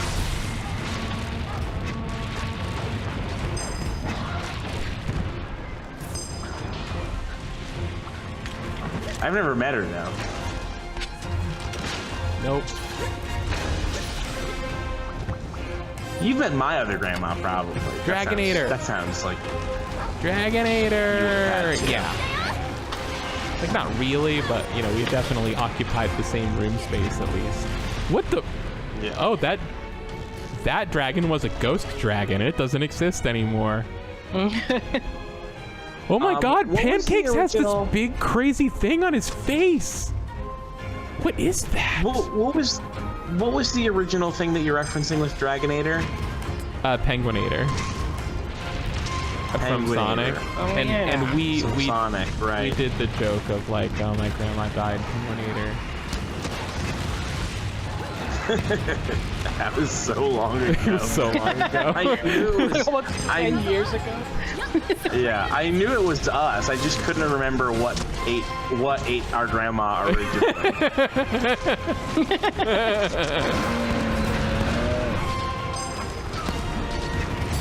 It was actually regular Lance. It's really super weird thing to do, regular Lance. Yeah.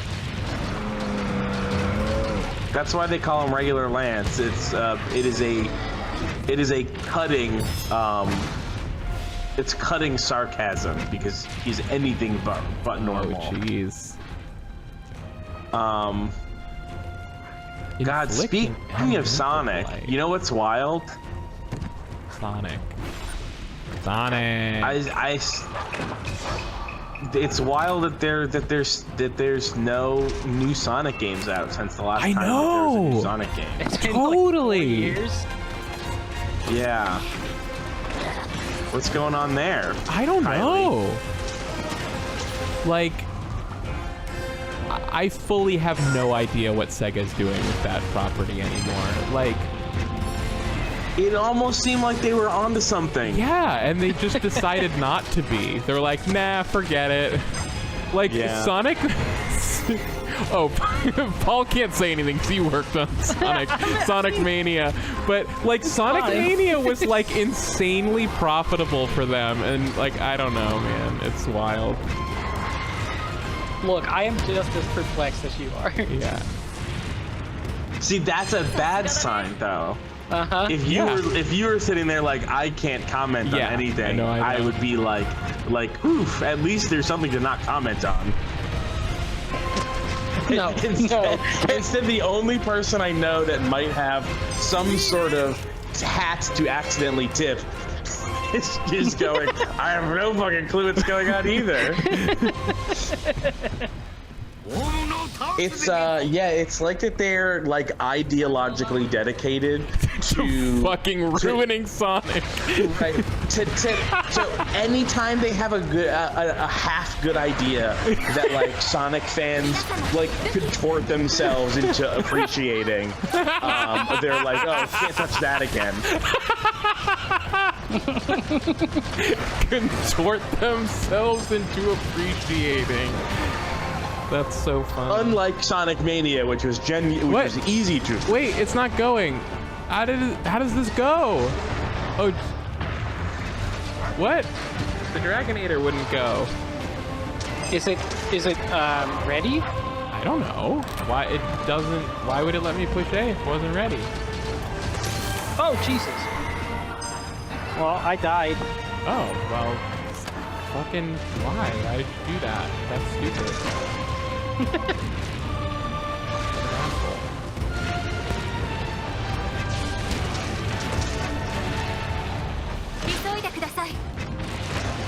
Ah! What? Oh no! Oh my god! And now I remember tough. the real reason I hated those missions is because now we have to do the whole thing again. Wow. Well, we got some rewards at least. Garbage. Total garbage. Also, Keith left again. Yeah, and left in disgust. You couldn't Yeah, believe it's how like, dumb that was. Wow, fuck that. No new Sonic. These guys Oh, suck in fairness, at Monster Hunter. I'm gone. Right. In fairness, that was balanced for 4 players, and we had 2, so. Yeah.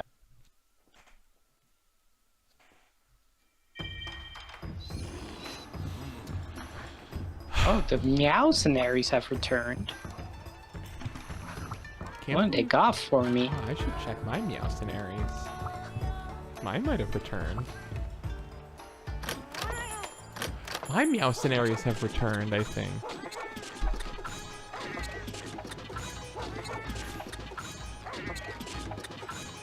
Woo!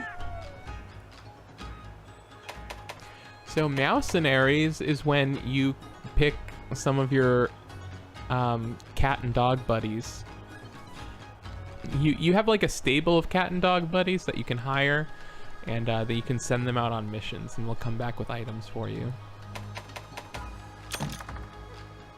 Meowcenaries. Let's send them to the buddy dojo to whatever. Train. Get jacked. Yeah. They all came with these names, and they were great. Oh, which is funny. I named my cat Miko, and then there ended up being a Palamute with that same name on the stable last time I checked. Wait. Oh, what? Oh, I see. Okay. And now we confirm. And I guess that's all we do. I guess that's how that works. Oh wow, I can buy stuff from the Argosy without even walking over there. That's cool. Mm-hmm.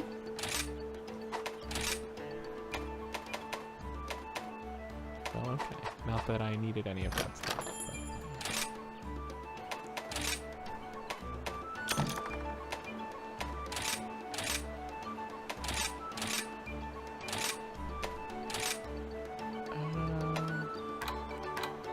Get me more herbs, my boy. I need herb. Let's see if we got any. See if we'll make some armor with the stuff, with the parts that we got today. Is there anything you're working towards right now? Or? No, but I am gonna work towards probably putting on this Barroth helmet.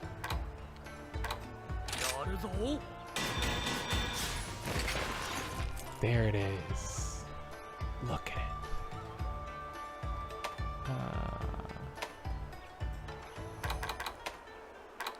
it. Ooh, I can make that. The Basarios chest armor. The Basario set looks really cool. I like it. Let's preview it. That's pretty cool. Mm-hmm. Weird looking helmet, but if it's your thing, oh, I like the feather. I love a good helmet feather. Mm-hmm. I'm back and better than ever. Oh, we Better love that. than ever. Switching from the Surge Protector to the regular outlet has increased my speed 5-fold. Wow, We love that. Yeah, that was a lot. it was a lot. So I'm still only at like 55 up and down, but it's way better than 11. I was gonna say that's much better. Yeah, so like before when I was like, I couldn't maintain the Discord call while like browsing the internet. Wow. And it was just cutting out on its own. Like I like a couple times just dropped from the call. But now that I realize that it was in the surge protector, I can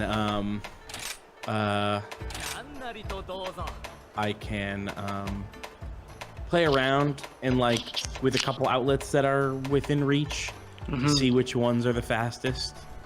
The wires that I was using when they were close were Cat 7s. I don't know if that makes any difference, but right now one of them is a 5. Probably it's fine. Probably that won't help, but we'll see. I'll buy a long Cat 7. You can't stop me. I feel like I've never like had almost any devices practically that support like a Cat 6. So what the hell do you even need a Cat 7 for? What would you do with that thing? You would wait until someone puts out 100 gigabit internet. Great. Let's do it. Let's upgrade this sword. Yeah, I got them because they were like nice flat cables is really why I got them. Ooh, look at this thing. That's cool. Cool sheath. We love a fuzzy sheath. Paul, look at my sheath. Ooh, that is cool. Very nice sheath. And that's basically what Monster Hunter is all about. It's about look at my sheath. Let's go pick a mission that's not that stupid one that we just did. Yes. Low rank. And it's gonna be our last one, I guess. Sure. Probably good to go. All right, Let's- I'm picking this one. Let's see. Oh, you don't want to visit? I was gonna say let's visit our old friend Puke Puke from Monster Hunter World. Or we could we have that's the fine. Royal Ludroth. We also have this weird snakehead bird that doesn't have a face. Oh, that sounds fun. Let's do the snakehead bird. Snakehead? It's a worm head. Oh, Kazu? Not a snake. It's a worm. He's fun. I like him. Oh, what do you know Cat what 8. element? You know they're on Cat 8 now? I was trying to convince my landlord to have Cat 2 or Cat 1, and she wouldn't go for it. Kate, you mean cables? No, animals. Oh, we gotta eat. We gotta eat. Can't go hunting on an empty stomach, and everyone knows this. So I had to shove air-fried chicken patties into my face before we started this. They, they got rid of the snack wrap at McDonald's last year when the pandemic hit. Which I think rough. everyone's finding someone to blame this pandemic on, and no one's pointing their finger at McDonald's, who created it as a smokescreen for canceling the snack wrap. How dare they? Yeah. Well, I don't want to put the blame solely on them when a local restaurant near me, Craft Monkey, used it as a smokescreen to get rid of their turkey dip sandwich. Now that I just remembered the correction I have to issue now that you bring up local restaurants. Ooh, is this about pizza? Oh, no. What were you just talking about a second ago? I already forgot. I want to hear about the correction. Who has to You were be talking We'll about get to McDonald's. it. Okay. Oh, it's just McDonald's. Oh, it's just that they got rid of the ranch snack wraps. It was like a flour tortilla with like shredded cheddar jack and iceberg lettuce and ranch sauce and a chicken finger, basically. Yeah. And so, but my roommate just like the other night just like bought those things and was like, I'm making them myself. And I was like, oh yeah, you can do that. But now I did that with chicken patties. I just put those in, like iceberg lettuce and some shredded cheese on a chicken patty, and it was like the snack wrap was reborn in a new form, new exciting, less healthy form. Patty. Yeah, even less healthy form. No. Those chicken selects, those are the absolute least healthy thing on the McDonald's menu. But I mean, how could a chicken patty even be different from that? Here's how. It's Paul, if you find the monster signal, wraps, please. The problem with those snack wraps. Sorry, go ahead, Keith. The problem with the chicken selects that I understand is that the breading is so thick and like wonky and full of nooks and crannies that it just absorbs a ton of like oil when it's being fried. Sure. And so you're eating with every chicken select, you're eating a huge helping of breading and also like 2.5 tablespoons of oil. and so the chicken patties, they are also like basically battered and fried chicken, and it's like honestly probably worse chicken, but there's so much less like fat and grease, and that's why it's like for you. Where'd it go?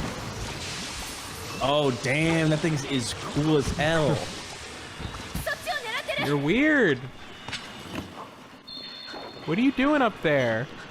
This monster has a cool little detail that I really like in this series, that when a monster spots you normally in these games, like their theme music will play, but this thing doesn't have eyes, so it never spots you, and so it's always silent when you're fighting it. Oh, wow. Oh. That's fun. I mean, it's fun until you don't have any music, and then I don't know. No, I like it. I like the weird silent fight. And I like that means that somehow the music is coming from the monsters. Yeah.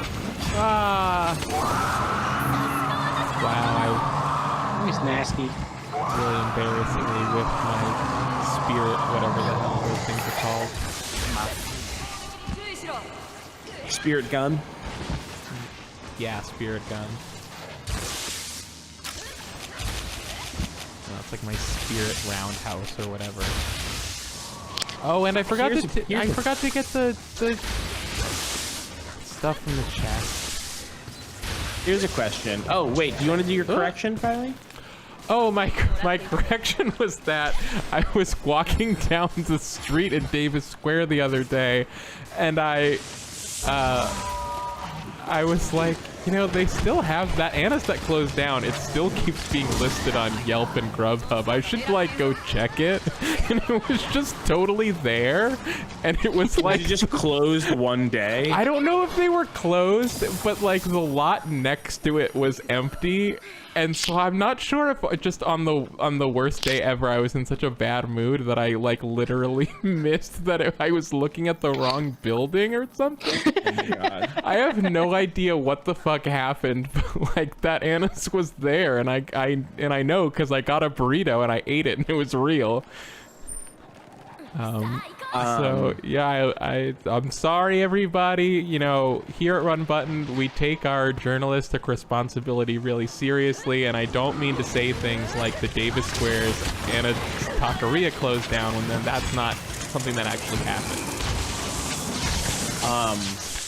Long time listeners, I mean not super, medium time listeners will know that near where I have just moved back to, because I used to live in this building, is a taqueria that I like, that is like a cool little stand that has built, like a food truck that built itself into the ground in a weird way.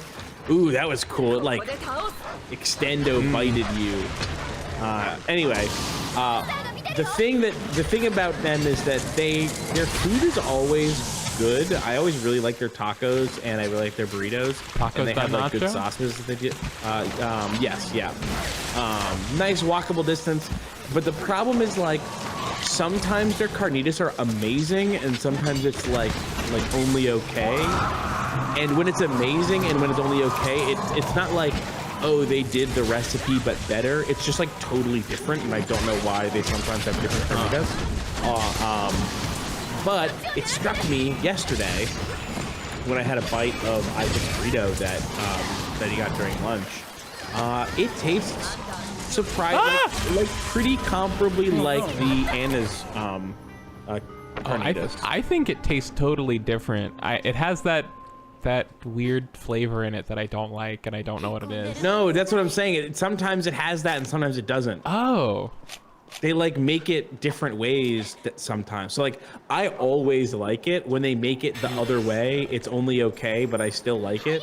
But when you go there, like half the time, it will have a distinctly Anna's quality to it. Interesting. Yeah. My home carnitas game is not in a great place right now. I felt like I had just like perfectly dialed in the recipe, and now I feel like I fucked it up all over again. We're back to the drawing board. You know, what are you doing these days for your carnitas? I'm still doing like the boil thing. The boil thing. I boil those things. Cut them up, boil them. Boil the meat? The pork butts in chicken broth. Okay. And it comes, and as you might expect, it comes out like really soft to the point of like being mushy. If I cut the pieces smaller, if I cut them bigger, they don't do that. But it's just really hard to like get a good consistency, like why don't you put them in a slow cooker? I tried that once and didn't like how it came out. What do you mean? I might in what try way? Did you use the chicken? Did you prepare the chicken broth the exact same way as usual? I don't remember. It was so long ago. So the thing that the slow cooker can do is that you can only put in like an eighth as much of the liquid. First of all, you get to sear it on the outside before putting it in there, so you get the nice Maillard reaction on the outside.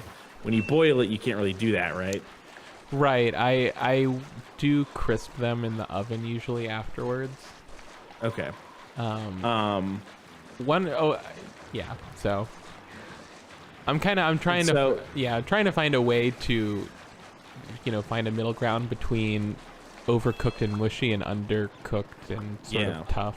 But since you I don't also need just not to boil fully them. submerge, since you don't need to fully submerge something when you slow cook it, because it is all the moisture is locked in, it doesn't evaporate. Then it doesn't get as mushy because it's not like you're not just like totally perforating the meat in 100% liquid all the time. You're really just sort of infusing it with the flavor steam. Paul, are we lost? There's like a cave entrance down here. You have to jump down slightly to your right there. Yeah. Ah. Oh, you were just waiting for me. You weren't also lost. I was the only one lost.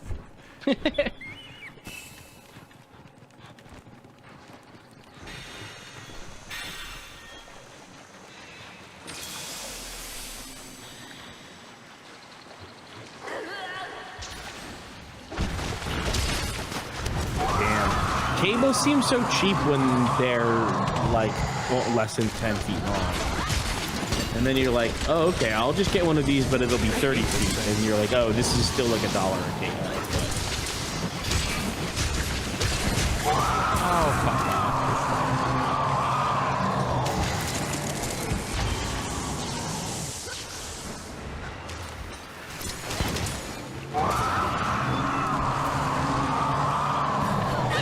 So, you know, I've been trying to chop this thing's tail with a longsword and it keeps bouncing off, which is really frustrating me. Maybe I should chop its neck. I mean, this thing definitely looks like it has a choppable neck. I think the head is like the weakest point on this guy.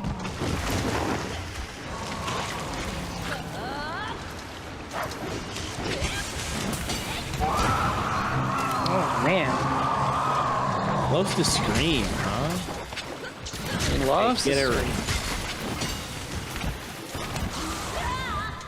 Try getting an Oh, inside no. die. Get inside.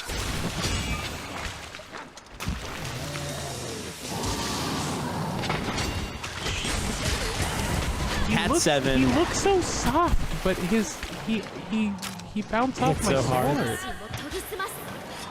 He does look really soft and fleshy. Wait, oh, this sword doesn't have green sharpness. That's bad. 50-foot shielded, durable, flat internet LAN computer patch cord.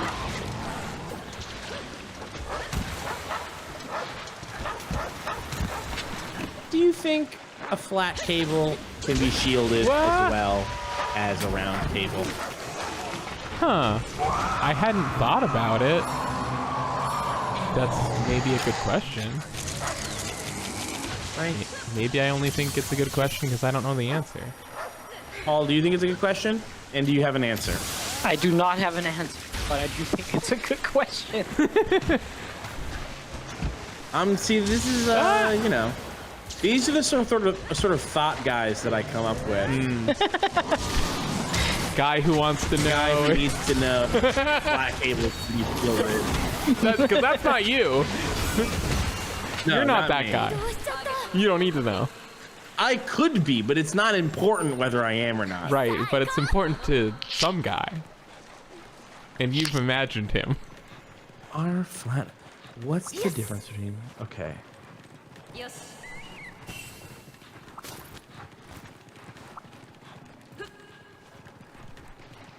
Ooh, learn about cable.com/flat versus round Ethernet cable. Great, love it. Perfect. Exactly what I needed. I needed to learn about cables and specifically flat versus round Ethernet cable.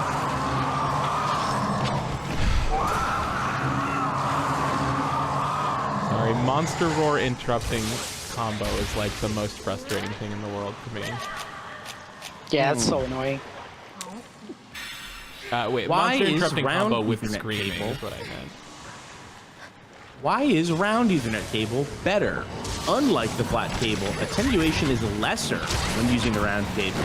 The attenuation regulates the maximum length of conductor resistance in signal cable, which influence the drop of voltage on a power constituent. Round cables can oppose the mechanical stress placed on cables. This is because of their inherent capability to move in several axes at the same time. Round cables are designed to prolong space within the tiniest cross-section area needed. This makes them able to adjust into most machine openings and panels that are... Oh, just saying it's easier to fit. Construction of the round cable helps in reducing the tensile load set on the internal conductors, which help minimize the possibility of early failure and reduces fatigue. So none of the cons are shielding, though. Fuck off, you piece of shit. I am terrible with the long sword. Or maybe it's just more accurate to say I'm only good with the hammer.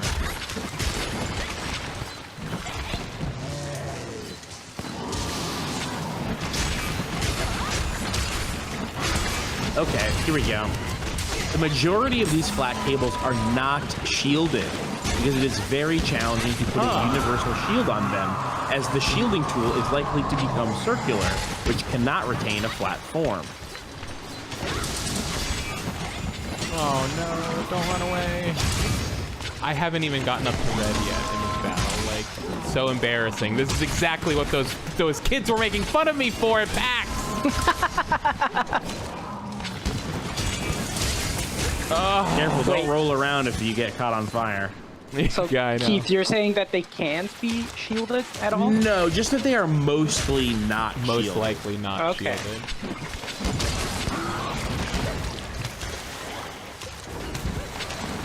But this was they're specifically talking about flat Ethernet cables.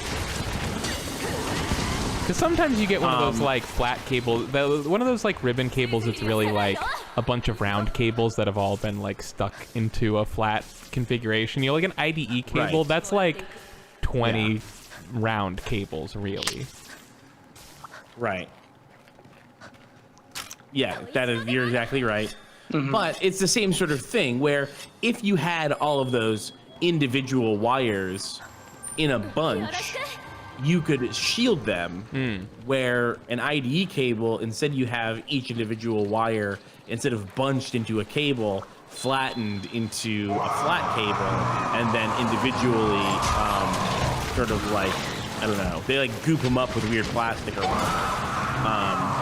Like, you can't shield that same way. So it looks like most of the cons have to do with like that flat cables are not as durable as round cables, which is funny because that's actually how they sell flat cables. It's like flat cables are really good at bending in this one axis, but its inability to bend in two axes is what it causes it to break, I guess. Right. Like if you have to turn like left, then maybe a flat cable is for you. But if you have to turn left and then up, then you're fucked. Because then you have to twist it, and the twisting is bad. Okay, now I know about flat cables, and that helps me decide that this flat cable is probably fine to run along the wall and tape to the wall and leave them there. Hooray! We learned. Nice. We love learning.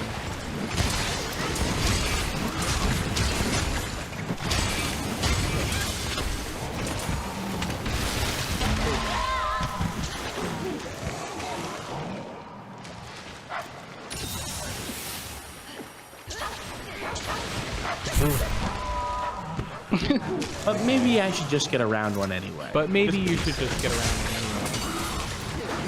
Honestly, most of the like flat cables that I've had, like flat USB cables and stuff, they've always broken way faster than anything round. Same.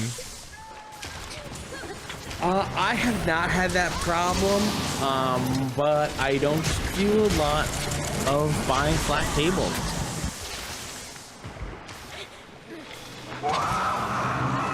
50 feet is fine. 50 feet.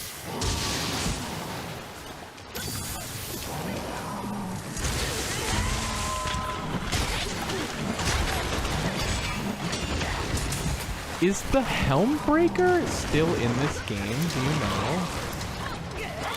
know? What is that? The Helm Breaker move for the longsword? Sure.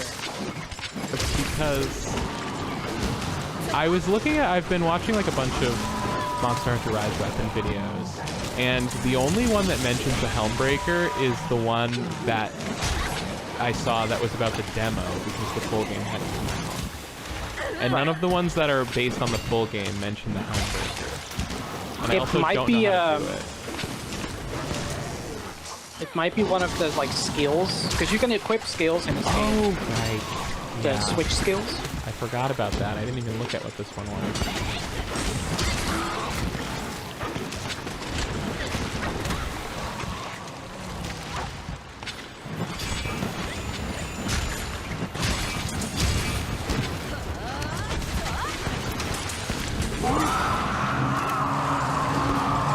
Wow, this thing is just not dying. It really is not. Hate that. And the numbers, You've been doing this fight for it seems like 45 minutes. the numbers that this sword makes are so much smaller than the numbers that my hammer makes. I wonder if there's something that you're not doing that you should be doing. Like a Helm Breaker, maybe.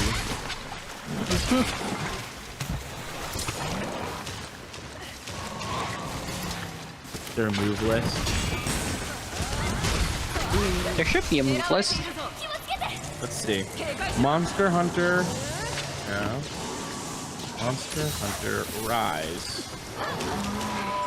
Helm Breaker. Yeah, longsword move list.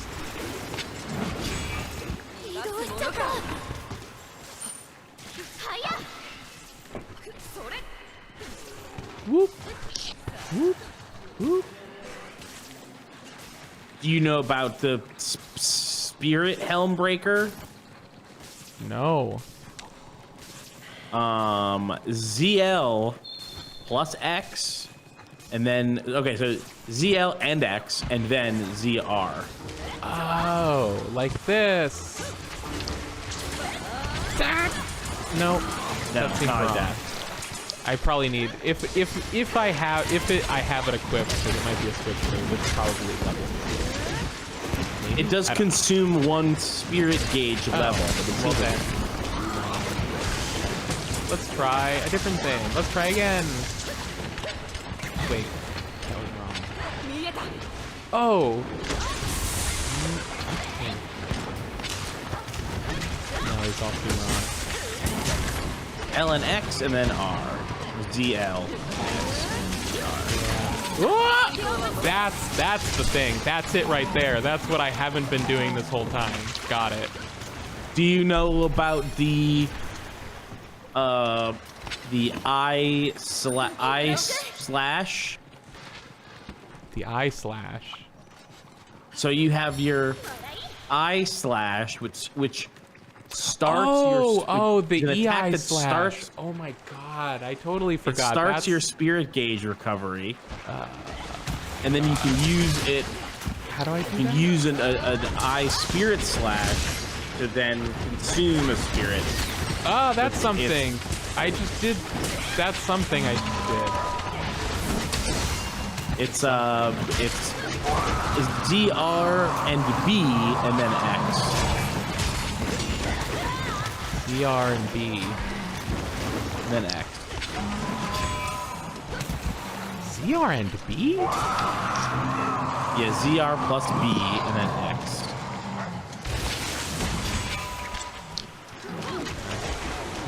Is that it? Did you that?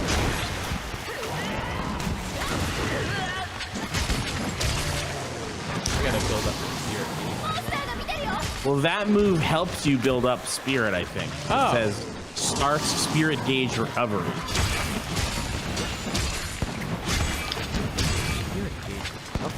And then to use that chunk of spirit gauge would be ZR and then plus B and then ZR again. Oh, there it is! Ah!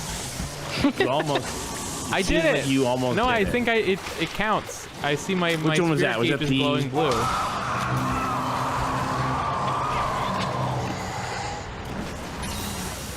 So yeah, that's why I was doing so bad. I wasn't playing this weapon, right? And so that's Yeah. the thing about Monster Hunter. Whatever weapon you pick, you gotta go on YouTube and find a tutorial video for that weapon specifically, and it will tell you there's a really important sword slash when you push CR plus B and then wait and then X. It really is like learning fighting games, honestly. It's a very similar process of learning a new weapon. Look at this fucking moss man. Look We at fought this gator. Yeah, we fought that This guy gator is boy the earlier, best. I think.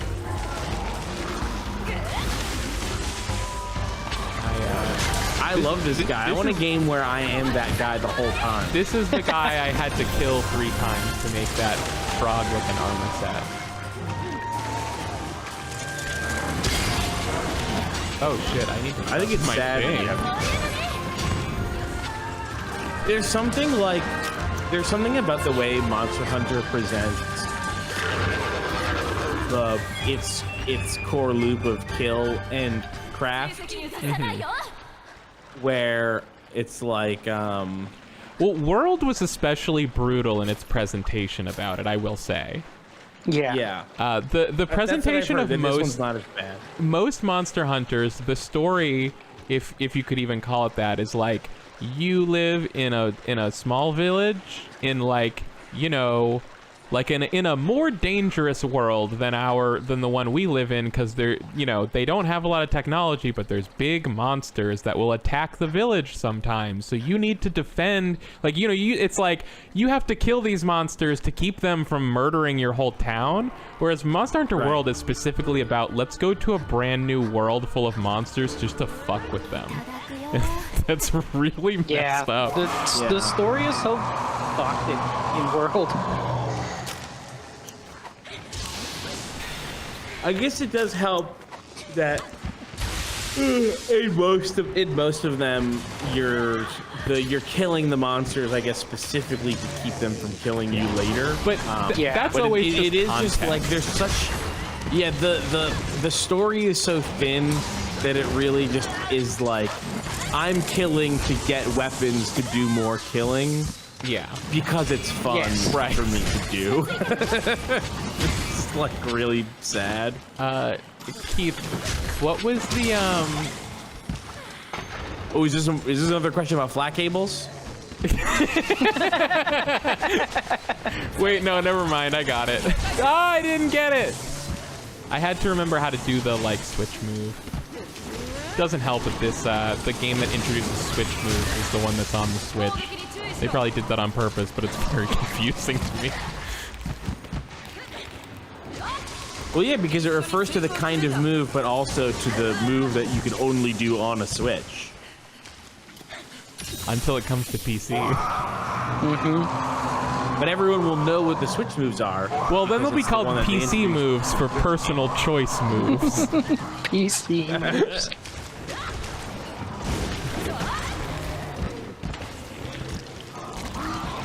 Okay, so it was ZLXR something. It didn't work. Which one are you trying to do? The Helmbreaker? The Spirit Helmbreaker. ZL plus X, then ZR. Yeah. Ah! Wow, it wanted you and it got you. Yeah, totally. I'm running out of potions here. You should be almost done. Well, there's another potion. Now I am out of potions. Oh my god, potion recovery used to not be instant, right? Didn't it used to be like a recover over time? I think so, and also it made you stand still. Yeah. You have to stand still. Yeah, that was the big one. Use your move. There we go. Oh my god, I'm doing a... Oh no, that's my dog. I was like, I'm doing a move I don't even understand. But that was my dog. My dog's got moves, though. Yeah, dogs do a splash. Why did the alligator give you turtle shell stuff? You know, they reuse a lot of these gear pieces. I wonder if these came from like different monsters originally. That was the thing about World, was like, for as, you know, they enhanced some of the graphics, but some of those models were like basically just gussied up versions of like weapons and armor from the 3DS games. It was very silly.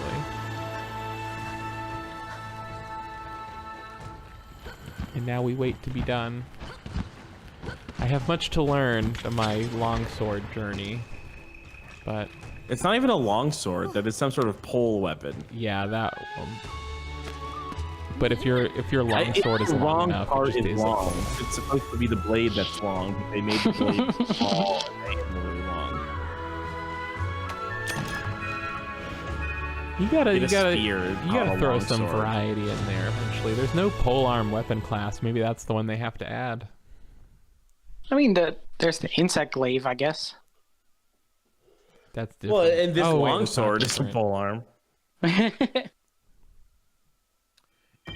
Would you call the insect glaive a polearm? Well, I in the same way that like the thing I have isn't a longsword, but in the game it's a longsword. Like, I'm sure there are insect glaives that look like polearms. The ones that I used are like, what if a person whose only material was bones had to make Darth Maul's lightsaber.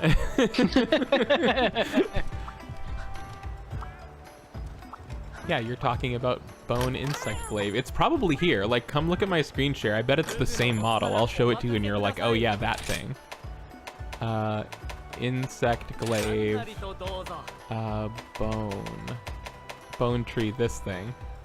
Yeah.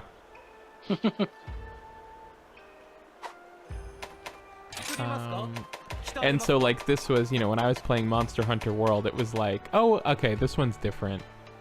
Yeah, it doesn't even look as good as the bone hammer that was in World, but it was also the one that was in 4. Monster Hunter, I'm enjoying it. It's good. Yay, it's good. It's More good. than World or less than pretty. World? Should we take a picture before we... Oh my god, I haven't taken a end it? picture yet. You have a camera owl named Kahoot. Yeah. How do we... No? You don't like that. Call Kahoot. I can't. This must not be a I think you have to Kahoot be outside and area. take picture. Let's see. Kahoot! Come to me!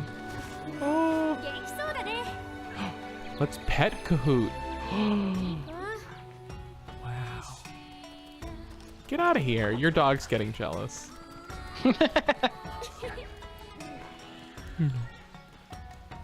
Here's my joke. It's extremely topical. You ready for it? Uh-huh. Legend of the Guardians, the photos of Kahoot. Feed! That's good. Oh, Kahoot wants a munch. Oh my god. I had been missing out on the best part of this game. Yeah, we love Yeah, Kahoot wow. now. You can get little outfits Kahoot's our for it, too. favorite. Send Kahoot away. Maybe he can only You've take... displeased me. Go, Kahoot! Oh, here's the camera. Here's the camera, and then I'm gonna... Oh, you can't... Oh, this is the Kahoot view. Oh, okay, so then Yeah, we and stand here, I can see where your and owl is so that I know where the camera is. Right, and then we're gonna do a powerful pose. Yes. Okay, wait.